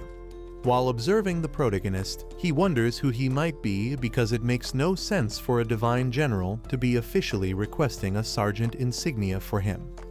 The old man says not to store the item in his inventory because it will count the abyss demons that are eliminated. The ranking follows the color system, with white as the lowest and purple as the highest rank. Each star corresponds to the number of military services rendered within the battlefield, and upon reaching 10, you will be promoted. This is one of the 5-star generals and can confirm there are not even 10 who compare to him. He says to follow him as they are going to an important place that must be visited. Soon they arrive at the Hall of Heroes, where those exalted as ancestors become known through this place. Those who died in battle were honored as pillars of humanity and will continue to defend the Shangxia Empire with the power of their soul.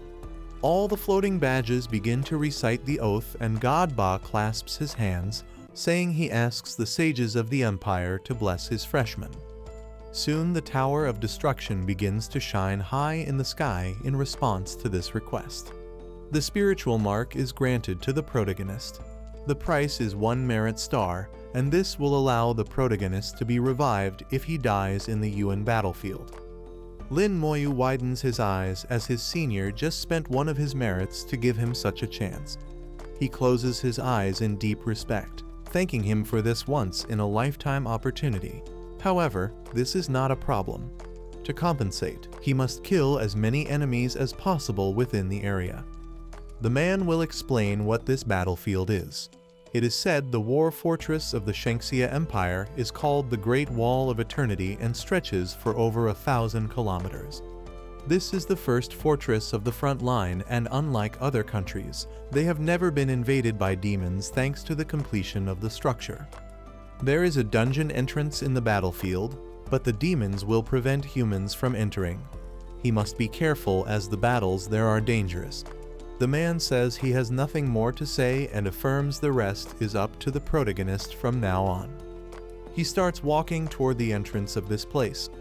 The mages are impressed he is level 22 and say it is very dangerous to continue, but the protagonist states he is just going to take a look. Upon entering, he notices the aura of the abyss is very dense and the area's visibility is terrible. Suddenly, he realizes he's being attacked by something coming his way. Lin Moyu gets ready, but notices he can't see anything and wonders if it's an invisible enemy. Soon, his skeleton charges forward, launching an attack into the air to try and strike. It is revealed to be a battlefield ghost, surprising the protagonist. He can already guess physical attacks wouldn't work and tests again, confirming it's useless. He uses his elemental attacks from his mage skeletons. The undead raise their staves and hands, casting their spells. The apparition is defeated and grants a huge amount of experience to Lin Moyu. He realizes he obtained an item called Soul Breath, and a mere normal monster from the battlefield drops extremely rare items. Since there are those immune to physical attacks, there may also be beings immune to elements. He must be careful.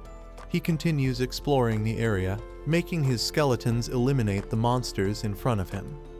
After walking for 2 hours, he must be approaching some dungeon. But suddenly, someone comes running and screaming in his direction. These are knights who beg him to flee immediately as abyssal monsters are attacking. It is revealed to be hounds with enormous strength running in a pack after these warriors. They change the target and the protagonist will likely meet his end there. However, the boy observes one of the creatures has already devoured a human. His irritated expression is visible as he says dogs like them must die to suppress the pain in the hearts of the people who have perished. The silver tier skeleton warriors begin to advance with their massive stats, and the abyssal creatures charge forward in the same way to eliminate them. The monsters are hit by elemental spells, suffering a massive amount of damage. Upon falling to the ground, the skeletons approach with their weapons to finish them off. Lin Moyu receives a star because the elimination granted him a huge amount of experience along with merit. His scythe absorbed the soul, and he realizes he can finally upgrade his weapon, which will require 30 more of these monsters. He extends his hand forward, saying to become his merit, and immediately uses his corpse explosion. This will make his scythe level up while gaining more merit for his feats. It would be great if there were more of them there. The knights who were running question what kind of skill that is, and soon realize he may be a high-level professional capable of summoning creatures. The dark presence senses something is wrong as its pack was eliminated just like that. It will now send more to face this high-level professional. A huge number of eyes appear to go after the protagonist at this exact moment. Soon he arrives at the Dragon Frontline Outpost, which is a level 26 dungeon. Everyone observes him for being such a young man who doesn't even look 20 years old. Yet he is still a white sergeant with a 1-star Shangxia insignia. One of the men approaches, asking what level he is and if he wants to join them as they can give him a hand. But the protagonist says he doesn't need it. Upon observing the dungeon, he realizes he has finally found the hell difficulty, having only cleared nightmares so far, and it's time to try something harder. One of the men says they still have space on their team, and no matter his level, they can carry him. But then they realize he has already entered and wonder how that's possible, as he's alone at this moment. They shout it's the same as throwing his life away. One of the men says he'll start an investigation because these Shangxia people love to brag. Everyone around notices the man has a dungeon detector and uses it to check for irregularities. It is revealed there are various difficulties and only one team is on hell difficulty with a single survivor. They question if he really entered that place alone, which is completely inhumane. The man says it's quite stupid. This is the first time he's seen such foolishness. He decides to bet on how long they think the protagonist will last in that place. However, the knight gets irritated and asks if he's trying to cause trouble. The man in the cloak says he's just joking and thinks these people are crazy. The one in armor states someone from another country is provoking their empire in the wrong way and asks if he truly desires death that badly. He says the protagonist must have extraordinary talent if he came alone and is still so young, clearly a promising talent for his country. Soon the dragon frontline outpost is shown where Lin Moyu says the atmosphere is completely different. He can't even use his inventory, which means he's being prevented from using the teleportation stone to escape, and he bets the monsters are extremely powerful. He summons his skeleton army. Suddenly, the Draconians spot him as an enemy. Being called lance-wielding dragons, they charge toward the young man accompanied by his army. He must stay focused as the difficulty has greatly increased and the attributes of a single monster are already higher than those in the extensive dungeon. The monsters begin advancing toward one another. The wide spear skill is used to hit all the skeletons. It's clear they were affected by the stun effect, which prevents them from being moved back into the summoning space while in that state. Soon, 3 of them are eliminated and destroyed in a completely brutal manner. Lin Moyu orders them to focus on the lancers and warriors while his mages prepare to attack. His army continues advancing with their master's command in mind. No matter how high their attributes are, it's not worth it if the opponent is outnumbered. Soon, the dragons are completely burned to death by the mage spells. Lin Moyu uses his skeleton armor and states he'll need to be cautious because he can't let the lancers surround his warriors. The dungeons he had been facing had no difficulty whatsoever. He's finally found a situation where he'll have to take real care with his life. He advances while other dragons observe him from afar. Everything happened very fast. This time, he'll group them together and eliminate them all at once, using his skeletons as bait. The beasts wonder what's going on as they watch the skeletons advancing and turning their backs to them. Soon, some time passes, and the breeze in the area grows heavier, as if the wind itself is howling. He realizes something his skeletons are being immobilized by a skill called wing chains, which is something learned by mages. He notices the monsters are even capable of using basic magic and therefore possess some level of intellect. 2 of his warriors were destroyed, but it is stated losing a few isn't a heavy burden. Just having a few is already enough. He shouts there are far more of them than he had imagined and commands them to advance. 5 of them have already been destroyed at this point, but the mage prepares, casting a fireball that eliminates several dragons at once with powerful magical attacks. The dragon mage prepares a spell and fires it toward the protagonist's army. The boy notices this in advance and narrows his eyes, quickly using his soul flame so the mage cannot eliminate his spellcasters. It's clear the dragons are defeated, granting a huge amount of experience and dragon hide. What really catches his attention is the so-called horn, one of the materials requested by God Ba. He realizes it's something extremely rare to appear here. He will need to complete this dungeon a few more times to gather the materials, and the skeletons that were injured will return to the summoning space. He will continue eliminating them using this method and will use corpse explosion just this once to focus his damage. As the skeleton attracts them, the protagonist takes the opportunity to cast the slowing curse, causing the dragons to become paralyzed amid those red chains wrapping around their bodies. This is the moment the skeleton mages were waiting for to attack under the order of the protagonist. Outside, Godba has just arrived back at the place where the old man is. He asks if it was completed. The response comes with an almost cheerful confirmation. The bearded man notices one of the stars on the man's brooch is missing.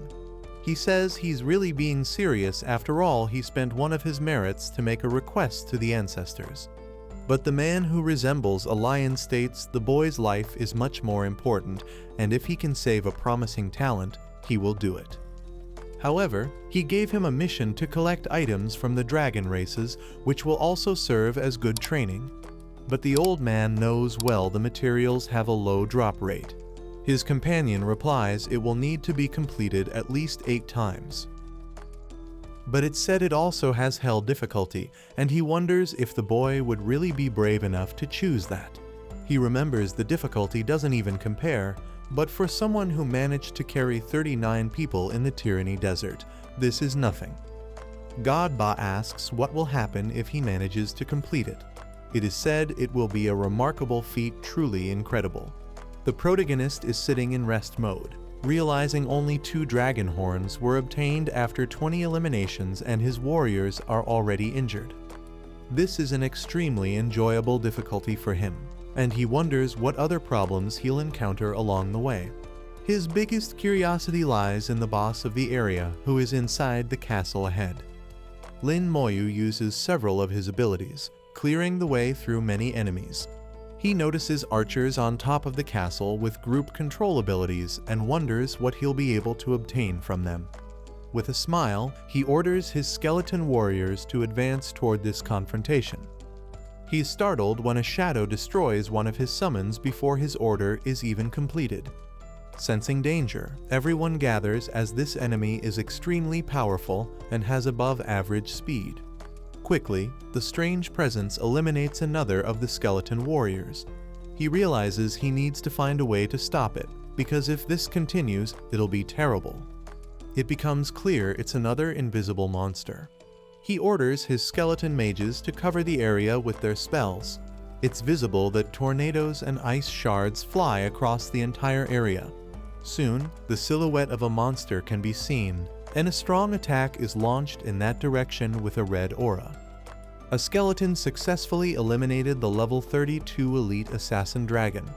Lin Moyu compares its stats with those of his army and realizes the attributes are extreme. It's no surprise it was using its fatal strike ability. But now that he discovered its weakness, there won't be a problem after all. Canceling stealth isn't difficult with his damage.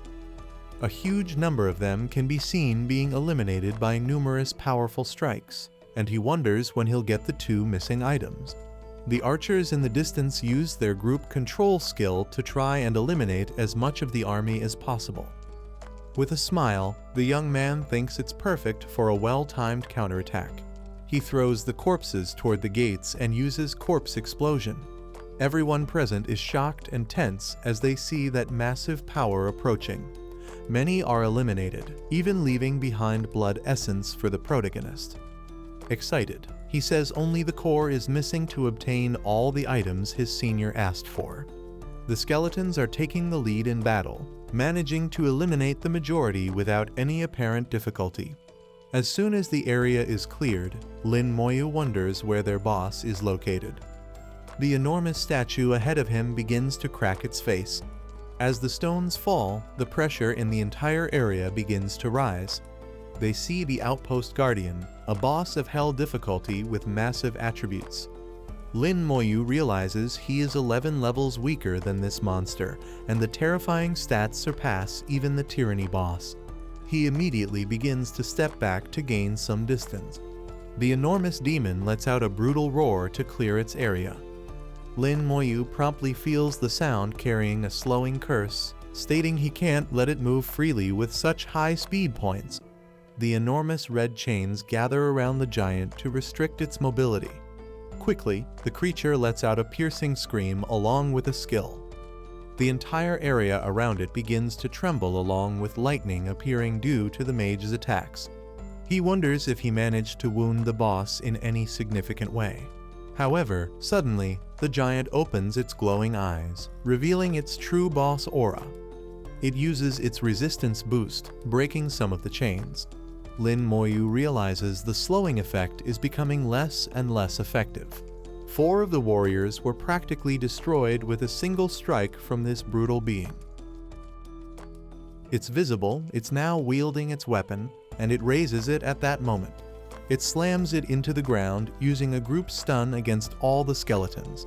In just a few seconds, several were already eliminated and destroyed again.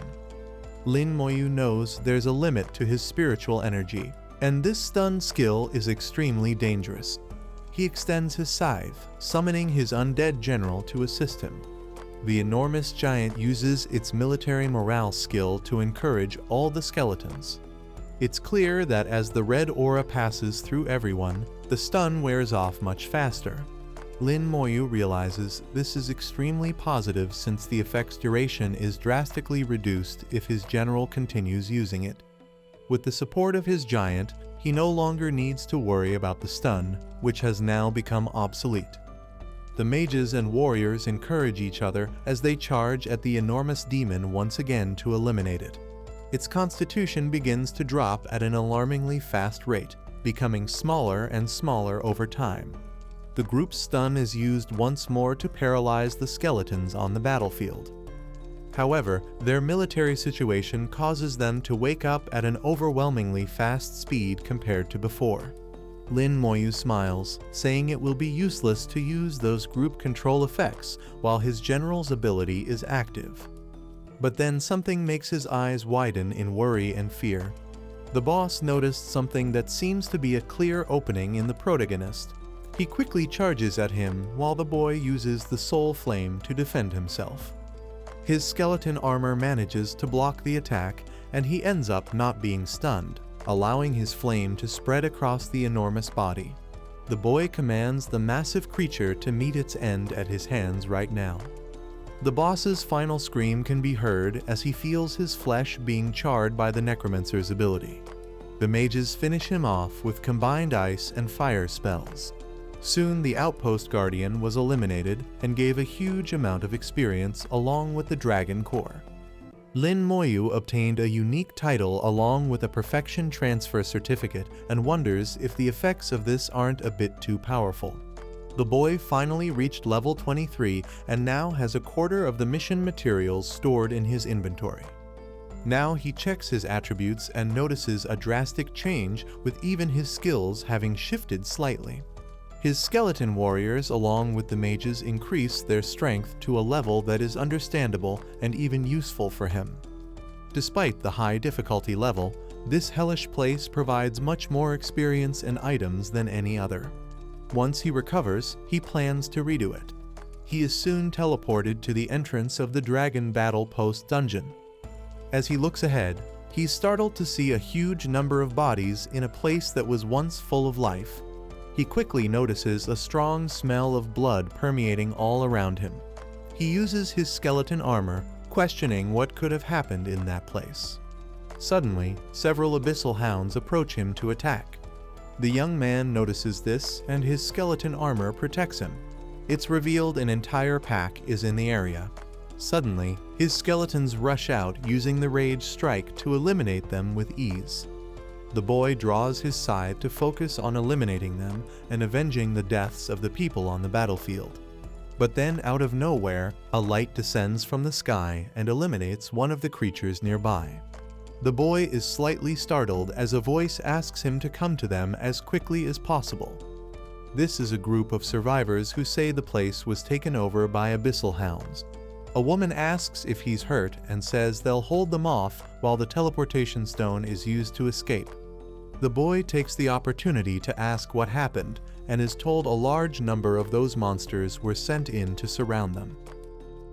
They could have escaped, but probably worried about their companions and decided to wait for those in the dungeon to come out. Even the team from another country couldn't escape from there, and there were many casualties on their side. The woman promptly shouts there is no one left inside the dungeon, and if that's the case, they must prepare to leave immediately. But soon they find themselves questioning why the protagonist remains there.